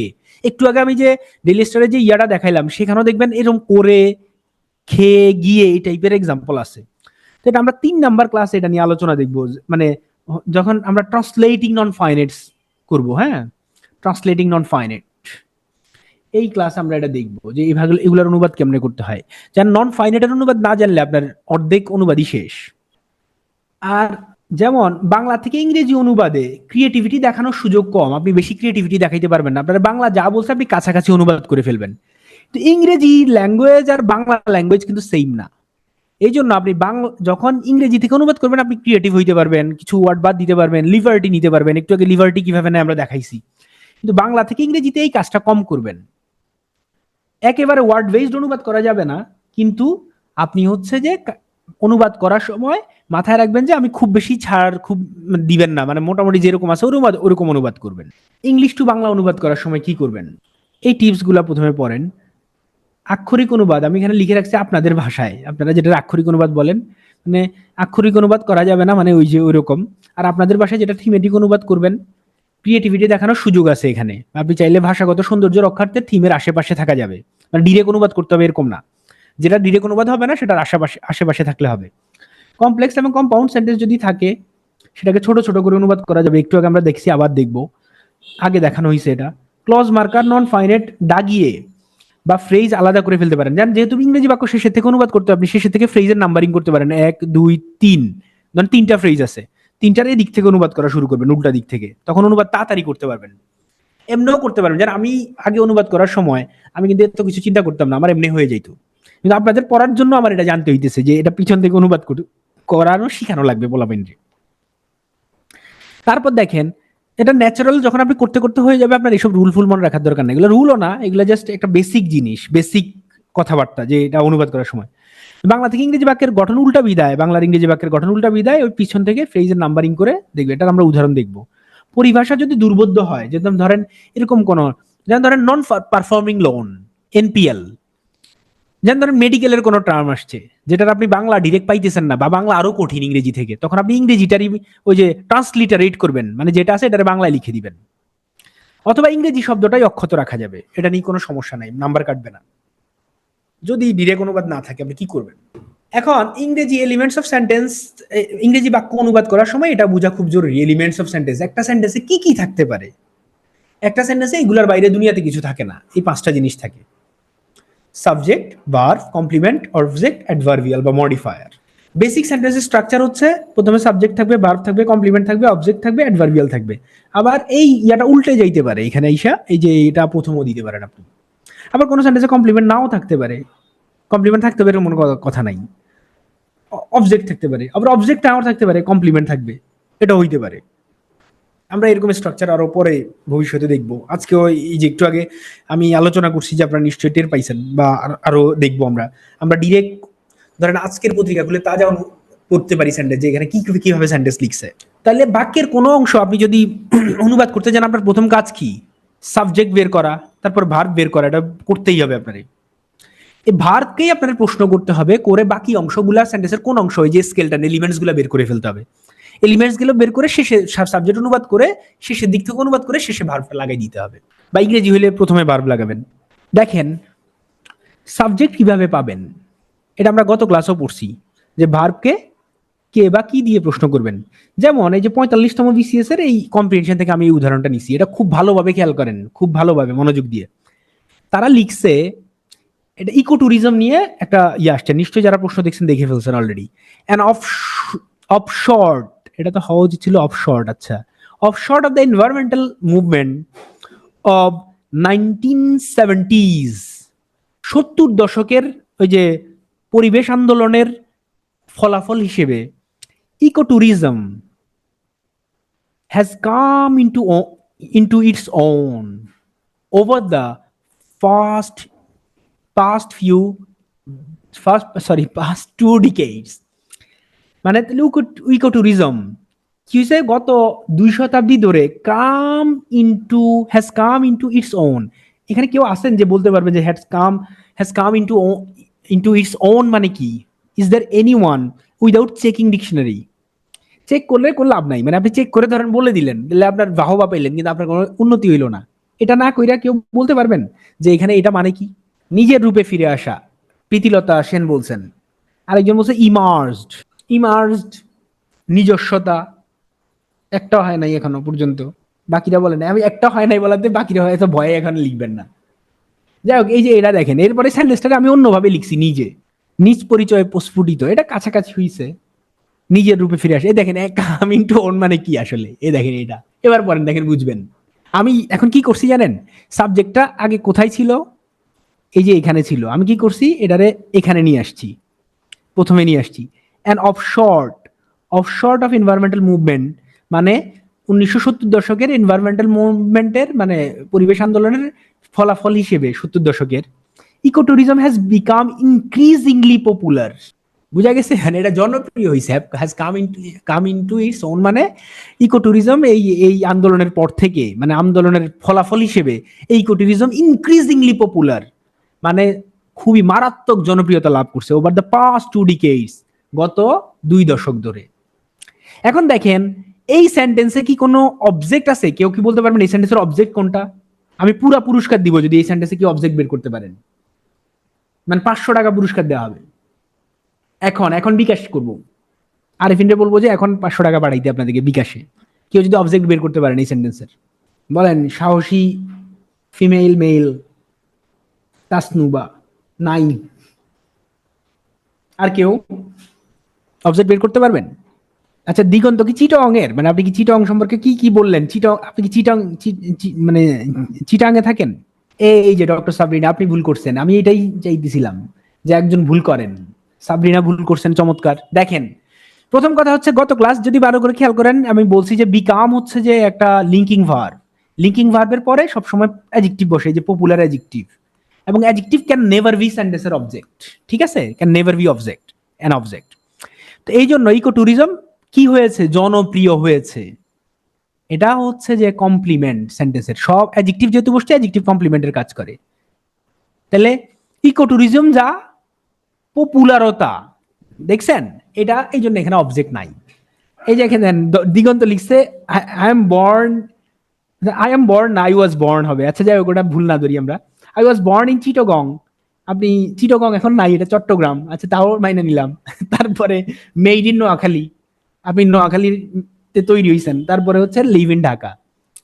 আচ্ছা, এটা হওয়া উচিত ছিল, মানে আপনি বেসিক্যালি হচ্ছে যদি চিটাঙে বড় হন, হ্যাঁ, তাহলে মেড ইন চিটাগং হবে। তাহলে I was born in Noakhali, এটা বইলা আপনি বলবেন made in Chittagong and live in Dhaka. আপনার সাথে আমার মিল আছে, আমার বাড়ি নোয়াখালী, আমি জন্ম সেখানে, আমি বড় হয়েছি চিটাঙে, তারপর আমি এখন ঢাকায় থাকি। দিগন্তর সাথে আমার পুরা মিল। থ্যাংক ইউ দিগন্ত। আর ভুল করছেন দেখি বাকিরা শিখছে। আচ্ছা আসেন, তাইলে দেখেন এই যে এই প্রশ্নটা আমি আগে কইরা ফেলছি যে এই সেন্টেন্সের কোনো অবজেক্ট নাই, ঠিক আছে, বুঝা গেছে নিশ্চয়ই। তাহলে এই সেন্টেন্সের কি আছে? এই সেন্টেন্সের কমপ্লিমেন্ট আছে। এখন এই সেন্টেন্সটা দেখেন, the international ecotourism society defines ecotourism as economically sustainable, ecologically sensitive and culturally acceptable। এই বাক্যের ভার্ব কোনটা এবং অবজেক্ট কোনটা? ভার্ব লাগবে না, অবজেক্ট কোনটা বলেন? ডিফাইন ভার্ব, ইকোট্যুরিজম এখন এতক্ষণ সাবজেক্ট ছিল, এখন কি হয়ে গেছে? অবজেক্ট। ডিফাইনের প্রশ্ন করেন, সোসাইটি কাকে ডিফাইন করছে? ইকোট্যুরিজমকে। এই অংশটার নাম কি? As economically sustainable, ecologically sensitive and culturally acceptable. এটা কি এই সেন্টেন্সে? অ্যাডভার্বিয়াল। কিভাবে, কখন, কোথায়, কিভাবে দ্বারা প্রশ্ন করলে কি পাবেন? অ্যাডভার্বিয়াল পাবেন। কি হিসেবে? হিসেবে যখন দেখবেন মুখস্থ অ্যাডভার্বিয়াল মনে রাখবেন। তাহলে এই যে এখানে আমি দেখাইছি বিকাম হচ্ছে কি linking verb, increasingly popular. Linking ভার্বের একটা গল্প বলছি, ওই যে আপনি গার্লস কলেজের সামনে দাঁড়াইলেন, এক নারীরে প্রতিদিন দেখলেন, এরকম একটা গল্প বলছি আগের ভিডিওতে, 2 নম্বর ক্লাসে আছে, দেখেন। তাহলে আপনার মনে থাকবে যে লিঙ্কিং ভার্ব কমপ্লিমেন্ট কেমনে বাইর করবেন। অ্যাডভার্বিয়াল কেমনে পাবেন? ভার্বকে কখন, কোথায়, কিভাবে, কেন দ্বারা প্রশ্ন করবেন, যা পাবেন সেটা অ্যাডভার্বিয়াল। এবং বেশিরভাগ সেন্টেন্সে অ্যাডভার্বিয়াল থাকবে। অ্যাডভার্বিয়াল হচ্ছে সেন্টেন্সের লেজ, এবং লেজ দিয়ে সেন্টেন্স অনেক বড় করা যায়। আপনারা চাইলে সেন্টেন্স বড় করতে পারবেন। অ্যাডভার্বিয়াল সেন্টেন্সের প্রথমে, শেষে, মাঝখানে সব জায়গায় বসবে। অনেক ফাস্টার বলে ফেললাম। এবার দেখেন এই সেন্টেন্সটা, প্রথমটা offshore. Ecotourism, an offshoot of environmental movement of it has become increasingly popular over এখানে 2টা অ্যাডভার্বিয়াল আছে, বের করতে পারবেন? এটা একটা অ্যাডভার্বিয়াল, এই কালারটা দেখেন, এই 2টা হচ্ছে অ্যাডভার্বিয়াল। দেখেন কখন পপুলার হইছে? গত 2 দশক ধরে। কখন? অ্যাডভার্বিয়াল। অ্যাডভার্বিয়াল কি হইতে পারবে? প্রিপোজিশনাল ফ্রেজ অ্যাডভার্বিয়াল হইতে পারবে। কি আর অ্যাডভার্বিয়াল হইতে পারবে? অ্যাডভার্ব ফ্রেজও অ্যাডভার্বিয়াল হইতে পারবে। এটা আমরা পড়বো পরের ক্লাসে। যাদের এই ব্যাপারগুলো ক্লিয়ার নাই তারা কিন্তু ইংরেজি বুঝতেও সমস্যা হবে। এই জন্য আমরা এই ক্লাসগুলো রাখছি। এই জায়গায় আপনাদেরকে একটু এক্সপার্ট করা লাগবে। নিশ্চয়ই বুঝছেন অ্যাডভার্বিয়াল কি জিনিস।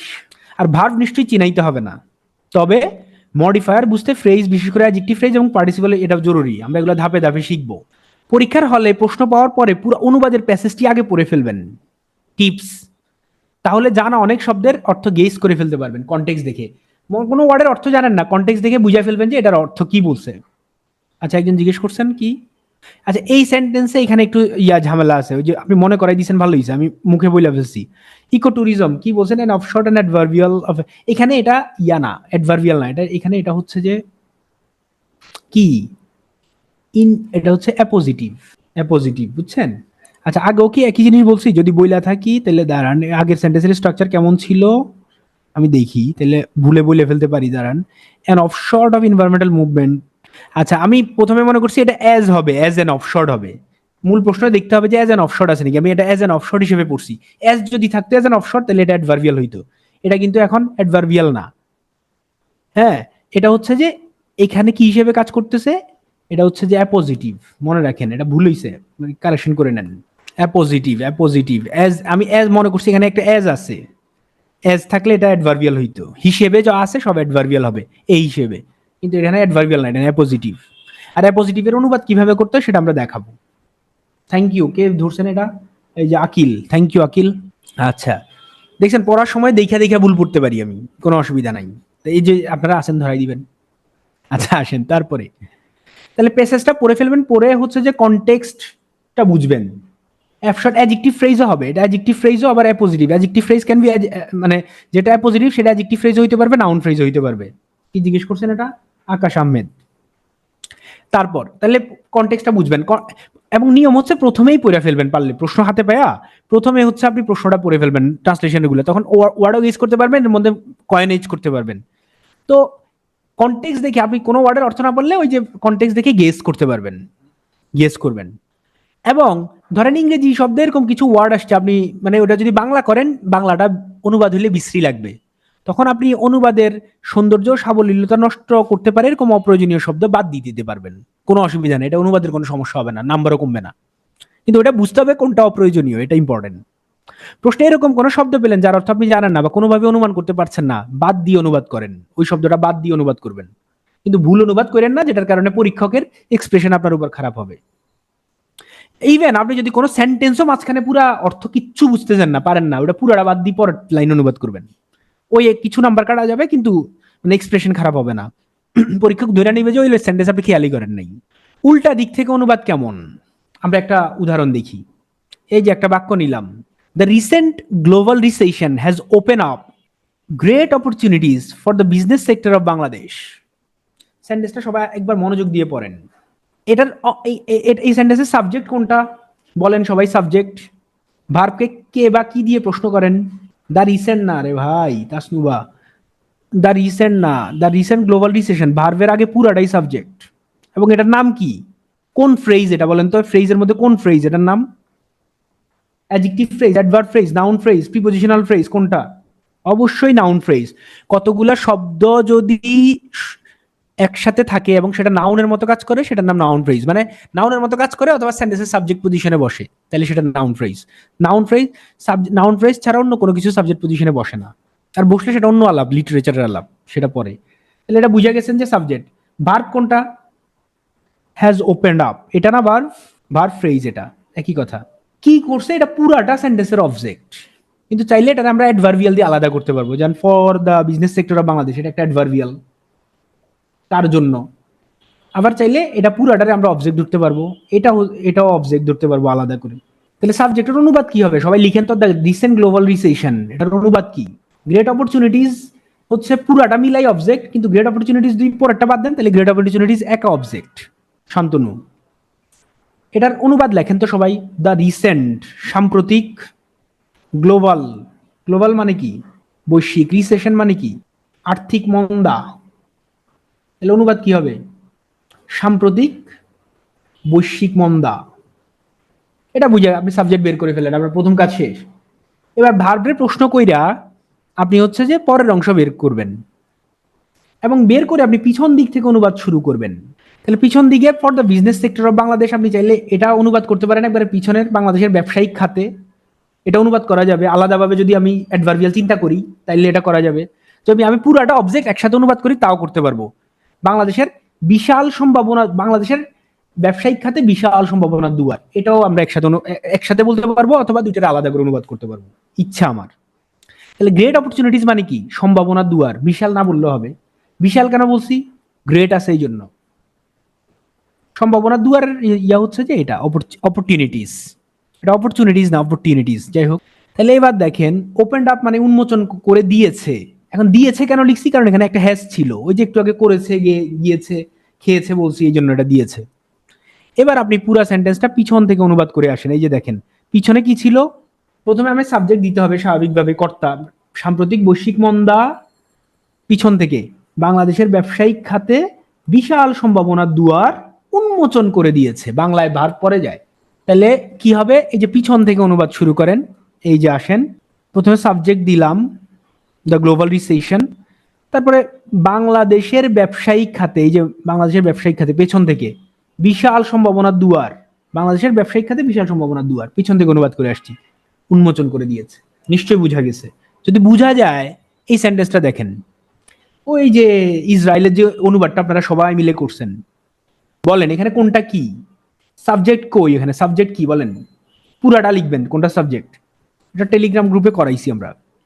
সেন্টেন্সের সাবজেক্ট বের করতে হলে আমার হ্যাজ মেড দিয়ে প্রশ্ন করতে হবে। এই যে দ্য রাগ স্টেট, রাগ স্টেট মানে কি? দা বলছে, তাহলে টি হবে।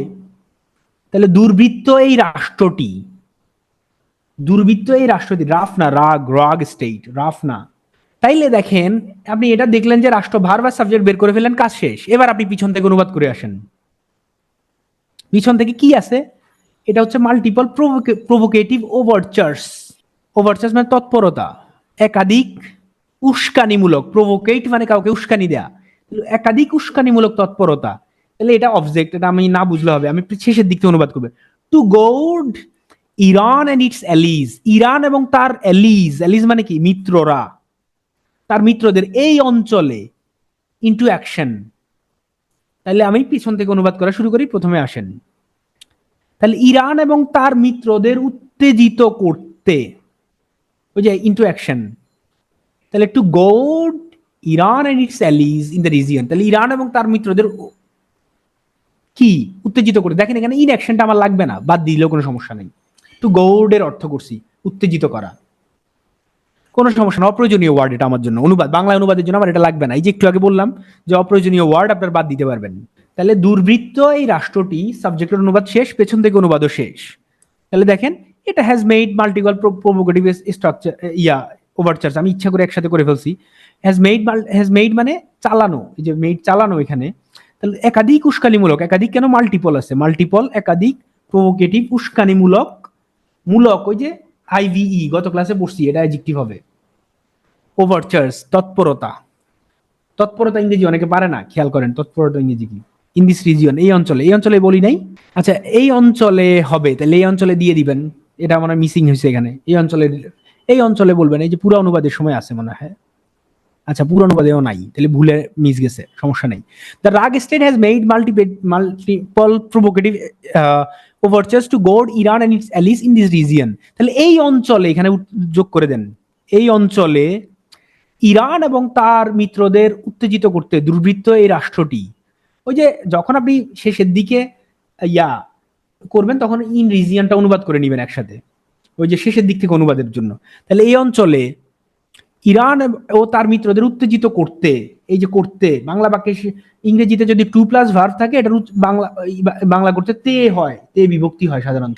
তাহলে ইরান ও তার মিত্রদের উত্তেজিত করতে এই অঞ্চলে, এই অঞ্চলে আপনি এখানেও লিখতে পারবেন, কোনো অসুবিধা নেই। দুর্বৃত্ত রাষ্ট্রটি বা দুর্বৃত্ত এই রাষ্ট্রটিও বলতে পারবেন, একাধিক উস্কানিমূলক তৎপরতা চালিয়েছে। তাহলে এটারে আপনি সৌন্দর্যের জন্য উল্টাও অনুবাদ করতে পারবেন। আপনি এটাও বলতে পারবেন দুর্বৃত্ত এই রাষ্ট্রটি, এখানেও নিয়ে আসতে পারবেন, তাই না? ইরান ও তার মিত্রদের উত্তেজিত করতে একাধিক উস্কানিমূলক তৎপরতা চালিয়েছে এই অঞ্চলে, তাও হবে। যেটা আপনার সুন্দর লাগে সেটা করতে পারবেন। তার মানে আমি এটা বুঝলাম যে অ্যাডভার্বিয়ালকে আমি চাইলে যে কোনো জায়গায়, বা এই মডিফায়ারকে, ওভারচার্স এখানে কিন্তু ডিরেক্ট মডিফায়ার, ওভারচার্সের পরে টু গোড আছে, তো নাউনের পরে বসছে, এটা মডিফায়ার। মডিফায়ারকে আমরা চাইলে যে কোনো জায়গায় বসাইতে পারবো, সুবিধাজনক জায়গায়। মনে থাকবে? এটা পড়েন কি লিখছি, আশা করি বুঝা গেছে, ক্লিয়ার এটা। এবার আজকে ডেইলি স্টার থেকে আমি একটা উদাহরণ নিছি। আমি যখন শীটটা এটা বানাচ্ছি, তখন ডেইলি স্টারের রিসেন্ট একটা আর্টিকেল আমার চোখে পড়ছে। আজকে মেট্রো রেল বন্ধ ছিল, জানেন? সকালবেলা মেট্রো রেল চলে নাই, যারা ঢাকায় থাকেন। পরে আবার চালু হয়েছে, এরপরে আবার বন্ধ হয়েছে, তারপরে আগারগাঁও থেকে আবার উত্তরা চলছে, ওই অংশ আগারগাঁও থেকে মতিঝিল বন্ধ ছিল। তো মনে রাখেন, এটা আমি করাইছি এই জন্য, এই যে একটু আগে দেখাইছি না, ইন মাই ওপিনিয়ন ডেইলি স্টারের ওই যে আইএমএফ এর ওই পড়ানোর জন্য, আমার মতে, যখন কোনো কমা দিয়ে কোনো ফ্রেজ প্রথমে থাকবে এই টাইপের, আমার মতে, হ্যাঁ, as far as I am concerned, এই টাইপের কোনো তো কথা থাকবে, এটা সাধারণত প্রথমে দিয়ে অনুবাদ করতে হয়। তো কমা দিয়ে যদি বাক্যের প্রথমে কোনো ফ্রেজ থাকে, সেটাকে আগে অনুবাদ করে নেওয়া যেতে পারে। উদাহরণ, এই যে আজকে ডেইলি স্টারের 27শে মে, এই যে আজকে যে মেট্রো রেল বন্ধ ছিল, আর্লিয়ার দিস মর্নিং, এই যে কমা দিছে, the operations were suspended for 1.5 hours due to problems in power service on Uttara Motijheel lane বা লাইন। তাহলে এর আগে সকালে, দেখেন ওই আগের কনটেক্সটের জন্য এর আগে সকালে দিছি আমি, আর্লিয়ার ইন দ্য মর্নিং, এর আগে সকালে, সকালবেলার কথা বলছে, এটা বিকালের রিপোর্ট। উত্তরা মতিঝিল লাইনে, এই যে পেছন থেকে অনুবাদ, দেখেন পেছন থেকে অনুবাদ করছি, অন উত্তরা মতিঝিল লাইনে, দেখেন এটারে প্রথমে নিয়ে আসছি, এটা মাথায় রাখেন, পেছন থেকে অনুবাদ করছি। এরপরে আমি হচ্ছে যে কি করছি, আবার পেছন থেকে, এটা অনুবাদ করার পর আবার পেছন থেকে, মতিঝিল উত্তরা লাইনে বিদ্যুৎ সেবার সমস্যার কারণে, ডিউ টু, আবার adverbial, due to problems in power service. কিন্তু আপনি যদি পুরাটা ধরেন অ্যাডভার্বিয়াল, তাও হবে, ডিউ টু পুরাটা অ্যাডভার্বিয়াল, আবার আলাদা করে ধরলে হবে, আলাদা করে দুইটা আবার আলাদা অ্যাডভার্বিয়াল, কোনো সমস্যা নেই। বিদ্যুৎ সেবার সমস্যার কারণে 1.5 ঘন্টা কার্যক্রম, মানে মেট্রো রেল চলাচল, এটা আমি কনটেক্সটটা বোঝার জন্য, আপনি তো পুরো নিউজটা পড়েন না, এই জন্য এটা ব্যাকেটে লিখে দিছি, বন্ধ ছিল। ওয়ার সাসপেন্ডেড মানে এর আপনি বন্ধ ছিল না বলে কি বলেন, স্থগিত ছিল বলতে পারেন, এটাও বলতে পারবেন। বা এই যে দেখেন, এটা কিন্তু প্যাসিভ ভয়েস, কিন্তু আমি অ্যাক্টিভ অনুবাদ করছি, দেখছেন? আপনি চাইলে এটা মানে স্থগিত করা হয়েছিল বলতে পারেন। তাহলে আমি বলছি যে অ্যাক্টিভ থাকলে প্যাসিভ, প্যাসিভ থাকলে অ্যাক্টিভ অনুবাদ করা যাবে। মনে আছে? নিশ্চয়ই মনে আছে। এটা হচ্ছে এটার উদাহরণ। এবার এই যে ইসরায়েলের যেটা করছেন, এই উদাহরণটা এখানে দেখেন। আর এখানে কি মশিউর একজন আছেন, ডক্টর মশিউর, উনি কি আছেন ক্লাসে? থাকলে ওনারে আমার একটু লাগবে, ওনার একটা অনুবাদ আমার একবার ক্লাসে পাঠাইছে, যে ভাই এটার একটু অনুবাদ করে দেন। উনি নিজে অনুবাদ করে পাঠাইছে, যখন আমি প্রথম ক্লাসে শুরু করি নাই। উনি থাকলে খুব ভালো হইতো, ওনার একটা অনুবাদ আমি ক্লাসে আজকে রাখছি। আচ্ছা, সে মনে হয় নাই ক্লাসে, থাকলে আপনি একটু হাত তোলেন তো। মশিউর, ডক্টর মশিউর আছেন? বোধহয় নাই। আচ্ছা ঠিক আছে, না থাকলে অসুবিধা নাই। ওই অনুবাদটা দেখাইতে চাইছিলাম, আচ্ছা তাও দেখাবো আপনাদেরকে, সে তো নিশ্চয়ই রেকর্ড দেখবে। তাহলে দেখেন, আপনারা এটার অনুবাদ করছেন না, in an attack in Beirut Israel also kill senior Hamas commander সালে আল অরোরি বা আরোরি আর্লিয়ার দিস মান্থ। দেখেন সময় দুইটা, দেখেন একটা হচ্ছে পেছন থেকে অনুবাদ, আরেকটা হচ্ছে যে প্রথমে যদি কমা দিয়ে কিছু থাকে সেটা আমরা আগে অনুবাদ করতে পারি। দেখেন কিভাবে আমরা সাজাইছি। এছাড়াও ওটা আগে সেন্টেন্সের মধ্যে ফ্লোটা রক্ষা করার জন্য আমরা এগুলো ব্যবহার করি। এটা আমরা ওই যে পাংচুয়েশন তারপরে সেন্টেন্সের ফ্লো রক্ষার্থে কেমনে ইয়া করতে এটাতে দেখবো হয়তো। এই মাসের শুরুতে পেছন থেকে অনুবাদ করছি, করার পরে চাইলে আমি বৈরুতে এক হামলা এই মাসের শুরুতে এটা ওইখানেও আনতে পারতাম, কিন্তু মিলানোর জন্য আমি আরো সুন্দর করার জন্য এটা এইভাবে রাখছি। এই মাসের শুরুতে আর্লিয়ার দিস মান্থ বৈরুতে এক হামলায়, এই যে দেখেন প্রথমে অনুবাদ করি না, বেটার বলে দিছি, ইসরায়েলের জ্যেষ্ঠ হামাস কমান্ডার সালেয়াল অররিকে হত্যা করে। এই যে হত্যা করেছিল হইতে পারতো, কিন্তু হত্যা করে ল্যাঙ্গুয়েজটা সুন্দর।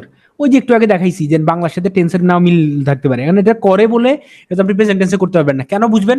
ওই যে আশেপাশে সেন্টেন্স কনটেক্সট দেখলে আপনি বুঝে যাবেন। তাহলে দেখেন মডিফায়ার কোথায় বসতে পারে, পরেও যাইতে পারে, মাঝখানে বসতে পারে, আগেও যাইতে পারে। উদাহরণ দেখেন, এই যে 13 নাম্বার ক্লাসে 13টা ক্লাস যে দেওয়া হয়েছে ওটার একটা ক্লাস ছিল এরকম, ওই ক্লাসের একটা সেন্টেন্স বাড়ি কাজ দেওয়া ছিল, মনে আছে আপনাদের কারো? দেখেন একটা রোমান্টিক সেন্টেন্স, এটা আমি চ্যাট জিপিটি দিয়ে বলছি, সে বানাই দিছে, আমি নিজে বানাইনি, চ্যাট জিপিটি। আচ্ছা, বলছে একটা রোমান্টিক সেন্টেন্স লিখতে, সে এটা লিখছে আর কি। দেখেন, underneath the starlit sky amid the whispering trees a gentle breeze carries our skin as we dance together lost in the magic of the night, our hearts entwined like winds in a timeless embrace.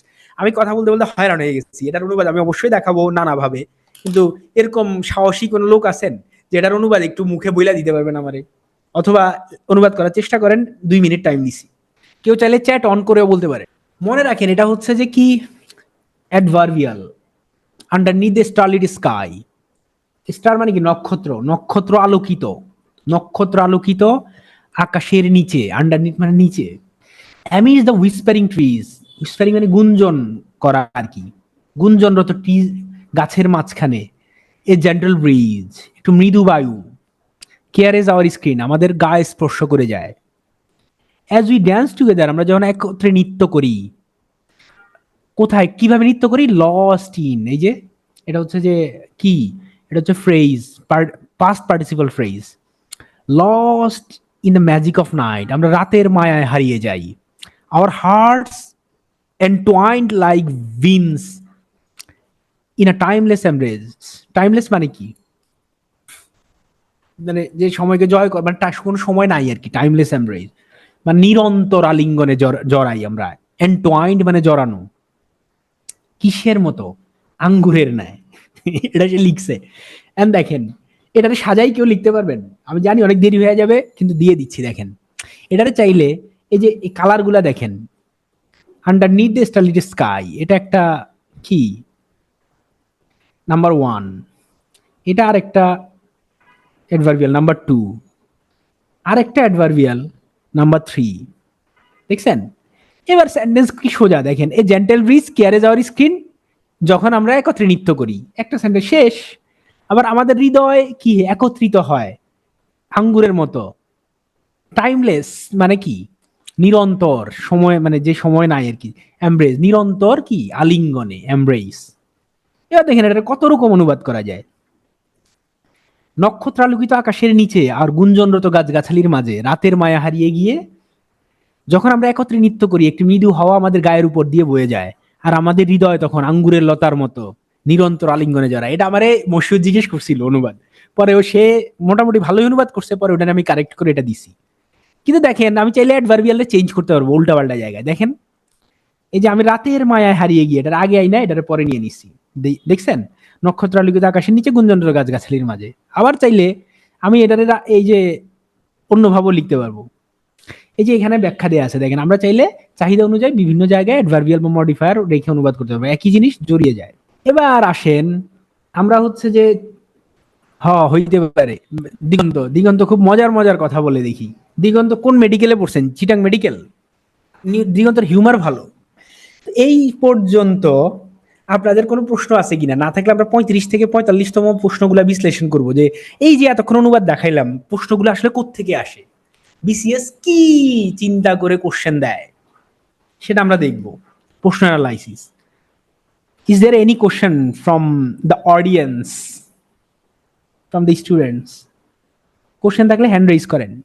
Rough করতে পারেন, কিন্তু practice বেশি থাকলে আপনার rough করতে হবে না। শান্তনু, আমি ধরে নিলাম আপনাদের কোনো প্রশ্ন নাই। মাঝে মধ্যে ট্রান্সলেশন করতে গিয়ে ব্ল্যাঙ্ক হবে নি, স্বাভাবিক, কিছু মাথায় আসবে না, পরে আস্তে আস্তে আসবে। এখনো তো প্র্যাকটিস করেন নাই, মাত্র তো শুরু, মক্কা এখনো অনেক দূর।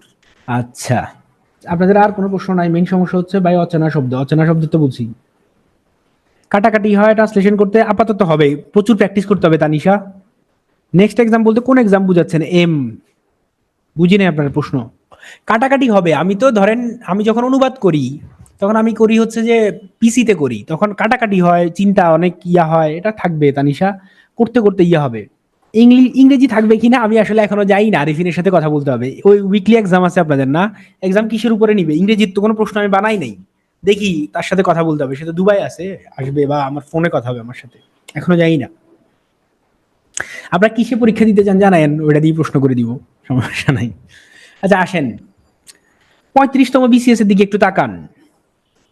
আমি আর এইগুলা পড়তেছি না, এগুলা আপনারা পড়ে নিবেন। এই যে এসএ কোত্থেকে আসছে, কম্প্রিহেনশন কোত্থেকে আসছে, মনে রাখবেন বিসিএস এর প্রশ্ন একটা অংশ আসে রিসেন্ট থেকে, সাম্প্রতিক, আর একটা বেশিরভাগ সময় প্রশ্ন আসে লিবারেশন ওয়ার থেকে, তারপরে লিটারেচার থেকে, আর হচ্ছে লিটারেচার, লিবারেশন ওয়ার, আর কালচার অ্যান্ড হিস্ট্রি। এই হচ্ছে মোটা দাগে গত 10 বছরের প্রশ্ন। তাহলে আপনি বুঝে নেন আপনারা কি করতে হবে। আমি হচ্ছে যে আপনার ইয়া করতেছি একটা, বুঝছেন, মানে একটা বই অনুবাদ করার চিন্তা করছিলাম, যে 10 মিথস অ্যাবাউট ইসরায়েল, ইলান পাপ্পের লেখা। তো আমি মনে করছি আদর্শ আবার আমার অনুবাদ ছাপাইতে চায়, তো ওরা আবার ওদের সাথে কথা হইছে। তো পরে আমি দেখছি যে কে যেন একটা অনুবাদ কইরা ফেলছে এটার। তো রিসেন্টলি আমি হচ্ছে যে ইহুদিবাদ, তারপরে হচ্ছে যে জায়নিজম, খ্রিস্টিয়ানিটি, এইসব নিয়ে মানে একটু আলোচনা বা বিভিন্ন জায়গায় ইয়া করতেছি। আমার ইচ্ছা হইলো যে এরকম একটা অনুবাদ করবো। এখন এইসব নিয়ে না যত বই সবগুলা 300 পেজের উপরে, এই জন্য মানে অনুবাদে হাত দিতে ইচ্ছা করতেছে না। কিন্তু জায়নিজম বা এই টাইপের কিছু একটা মানে আমরা করবো চিন্তা করছি। যে এটা কি জন্য যেন বললাম, ভুলে গেছি, মনে নাই। আচ্ছা, রিলিজিয়াস এক্সট্রিমিজম কি জন্য বলছিলাম এটা, আচ্ছা মনে নাই, তবে জানাবো, আর মনে ভুলে ভুলে গেছি। যাই হোক, আসেন তাহলে এটা আসছে লিটারেচার টাইপ থেকে, একটা ইংলিশ টু বেঙ্গলি অনুবাদ আসছে, আবার বাংলা অনুবাদটা আসছে লিবারেশন ওয়ারের উপরে, ওই যে মুক্তি স্বর্ণলতা ফলিয়া। কিন্তু ওই সময়ে কিন্তু বঙ্গবন্ধু স্যাটেলাইট হচ্ছে রিসেন্ট ইস্যু ছিল, এই যে recent issue, liberation war, literature.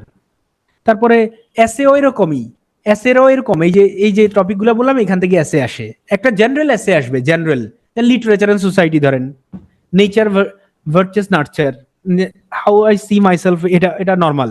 কিন্তু ওই সময় রিলিজিয়াস এক্সট্রিমিজম হচ্ছিল বাংলাদেশে, গ্লোবাল থ্রেট ছিল, এই জন্য এটা আসছে রিসেন্ট ইস্যু। দেখেন তাহলে আপনার পরীক্ষায় কি আসবে, এটা থেকে বুঝবেন। পরের বিসিএস দেখেন 36তমতে কি আসছে, আবার লিটারেচার, আবার লিবারেশন ওয়ার, কম্পিটিশন রেগুলার একটা আসছে, রিসেন্ট কিছু আসে নাই। কিন্তু দেখেন তখন সরকারের ডেভেলপমেন্ট অ্যাক্টিভিটিস চলতেছিল, ডেভেলপমেন্ট আসছে, ক্লাইমেট চেঞ্জ রিসেন্ট ইস্যু ছিল, আর বাংলাদেশি কালচার, এটা একটা রেগুলার প্যারাগ্রাফ, মানে নর্মাল ডিসক্রিপটিভ একটা ইয়া আসে, এটা আসছে। 37তম বিসিএস, এই যে এটা আমি একটা লাইন দিয়ে দিছি, আপনারা দেখলে বুঝবেন। Literature, liberation war, regular comprehension. আবার এই যে প্রোটেক্টিং এনভায়রনমেন্ট, এটা অলওয়েজ গুরুত্বপূর্ণ টপিক। হ্যান্ডিক্রাফট সেক্টর, এটা জেনারেল জিনিস আসছে। বাংলা নিয়ার ফেস্টিভ্যাল জেনারেল আসছে। এবার দেখেন 38তমতে যায় একটু চেঞ্জ হয়েছে, এখানে আসছে কালচার নিয়ে, আর এখানে আসছে এডুকেশন বা রিডিং নিয়ে। এডুকেশন নিয়ে আরো একটা আসছে রেগুলার। তখন রোহিঙ্গা ছিল হট টপিক, রোহিঙ্গা আসছে, blue economy hot topic, social media, সব হট টপিক থেকে আসছে রিসেন্ট। তাহলে বুঝা নেন যে কোত্থেকে আসে, এটা এডুকেশনের উপর আবার আসছে। তাহলে ওই যে কালচারের সাথে আপনি এডুকেশনটা যোগ করে নেন, এডুকেশন থেকে আসে। আবার liberation war, regular, literature and society general, একটা ইয়া জেনারেল সবসময় দিয়ে একটা থাকে। ডেমোক্রেসি এন্ড গভর্নেন্স, করাপশন তখন নিশ্চয়ই বেড়ে গেছিল, পিএসসি মনে করছে এই দুইটা বাংলাদেশে এই দুইটার অবস্থা ভালো না, এই জন্য এগুলো থেকে প্রশ্ন দেওয়া দরকার। তারপর দেখেন এই যে আবার recent issue, Rohingya crisis, Rohingya এবার এখানে না এসে এখানে আসছে, রিসেন্ট ইস্যু কম্প্রিহেনশনে না যায় এখানে আসছে। এই যে ক্লাইমেট চেঞ্জ, এবার ইয়া হিসেবে আসে না রচনা, কিন্তু ইয়া হিসেবে আসছে, কম্প্রিহেনশন হিসেবে। মিডল ইনকাম কান্ট্রিতে তখন বাংলাদেশ ঢুকতেছিল, দেখেন রিসেন্ট ইস্যু। তারপরে ল্যাঙ্গুয়েজ মুভমেন্ট, একটা জেনারেল ইস্যু। মুক্তিযুদ্ধ আর ল্যাঙ্গুয়েজ মুভমেন্ট আমাদের জন্য সবসময় ইম্পর্টেন্ট, মাথায় রাখেন। সোশ্যাল মিডিয়া, টিনেজ ডিপ্রেশন, পোলাপাইনের ডিপ্রেশন, নানা লেখালেখি হইতেছিল নিশ্চয়ই তখন, সোশ্যাল মিডিয়ার প্রভাব, তখন এটা আসছে। তারপরে যখন কোভিড শুরু হইলো, কম্প্রিহেনশন কোভিডের উপরে আসছে। কোভিডের উপর যত কিছু থাকে, যে ইকোনমির উপর একটা কাহিনী আছে, কোভিডের ইকোনমি কোভিড রিলেটেড, আবার লিবারেশন ওয়ার, তারপরে মুজিবিয়ার পালন করছি আমরা 100 বার্থ অ্যানিভার্সারি, এই জন্য এটা আসছে। তারপরে হচ্ছে যে ফরেন রেমিটেন্সের তখন কিছু হয়তো নিশ্চয়ই কথাবার্তা চলতেছিল, আবার ফরেন রেমিটেন্স সবসময়ের জন্য ইম্পর্টেন্ট। তারপরে হায়ার এডুকেশন নিয়ে আসছে, আবার এডুকেশন দেখেন কি নিয়ে আসে। 44তমতে আমরা দেখছি যে আবার culture and history, digital detox, তাও এটা রিসেন্ট ইস্যু আপনি ধরতে পারেন। তারপরে Bangabandhu and independence Bangabandhu always important. Role of music in society, এটা কমন, নর্মাল ডেসক্রিপটিভ একটা আসে, descriptive. Russia Ukraine war hot topic ছিল রিসেন্ট, এই জন্য এটা আসছে। 45তম বিসিএস এ যায় আবার লিটারেচার, আবার culture and history. Eco tourism, এটা নিয়ে কথাবার্তা হইতেছে, এটা এমনিতেই সবসময় জন্য ইম্পর্টেন্ট। আমি দেখছি চুয়েটের ওয়েবসাইটে দেখছি এটা নিয়ে কি পরীক্ষা হয়েছিল, ওখান থেকে দিছে নাকি মনে নাই, এর আগে আসছিল নাকি ওখানে। এস এর মধ্যে এবার কোনো অপশন ছিল না, রিফিউজি ক্রাইসিস নিয়ে আসছে, আর হচ্ছে ক্রিপল ফ্রিডম ফাইটার, আবার লিবারেশন ওয়ার, আবার রিফিউজি ক্রাইসিস। এটা দিয়ে আমরা কি বুঝলাম? এটা দিয়ে আমরা বুঝলাম হচ্ছে যে আমাদের ইম্পর্টেন্ট কি, আমাদের কি নিয়ে বেশি বেশি পড়তে হবে, লিবারেশন ওয়ার। তারপরে আমাদের কি নিয়ে পড়তে হবে, কালচার অ্যান্ড হিস্ট্রি। আমাদের কি নিয়ে পড়তে হবে, লিটারেচার। এই যে আপনাদের কিছু নোবেল টোবেল দেওয়া হয়েছে, লিটারেরি পড়েন, আমার নিজের গল্পটা ওইটাও পড়তে পারেন, বুক রিভিউর অনুবাদ পড়তে পারেন ডেইলি স্টারে, এমনিতে অন্য লেখা পড়তে পারেন। তারপরে কি আসে, রিসেন্ট ইস্যু। তারপরে একটা ডেসক্রিপটিভ জেনারেল জিনিস আসতে পারে, এডুকেশন নিয়ে আসতে পারে। ঠিক আছে, এই হচ্ছে অবস্থা। এবার আমি হচ্ছে আপনার পরের ক্লাস কিসের উপরে চান, নাকি আমি আমার রেগুলার যেই রুটিন দিছি ওটার উপরে করব, নাকি আপনাদের কোনো চাওয়া আছে সেটা বলতে পারেন এবং আনমিউট করে এবার কথা বলতে পারেন। আজকের ক্লাস এই পর্যন্ত শেষ। সবাইকে ধন্যবাদ, যাদের প্রশ্ন নাই তারা ত্যাগও করতে পারেন। Thank you so much.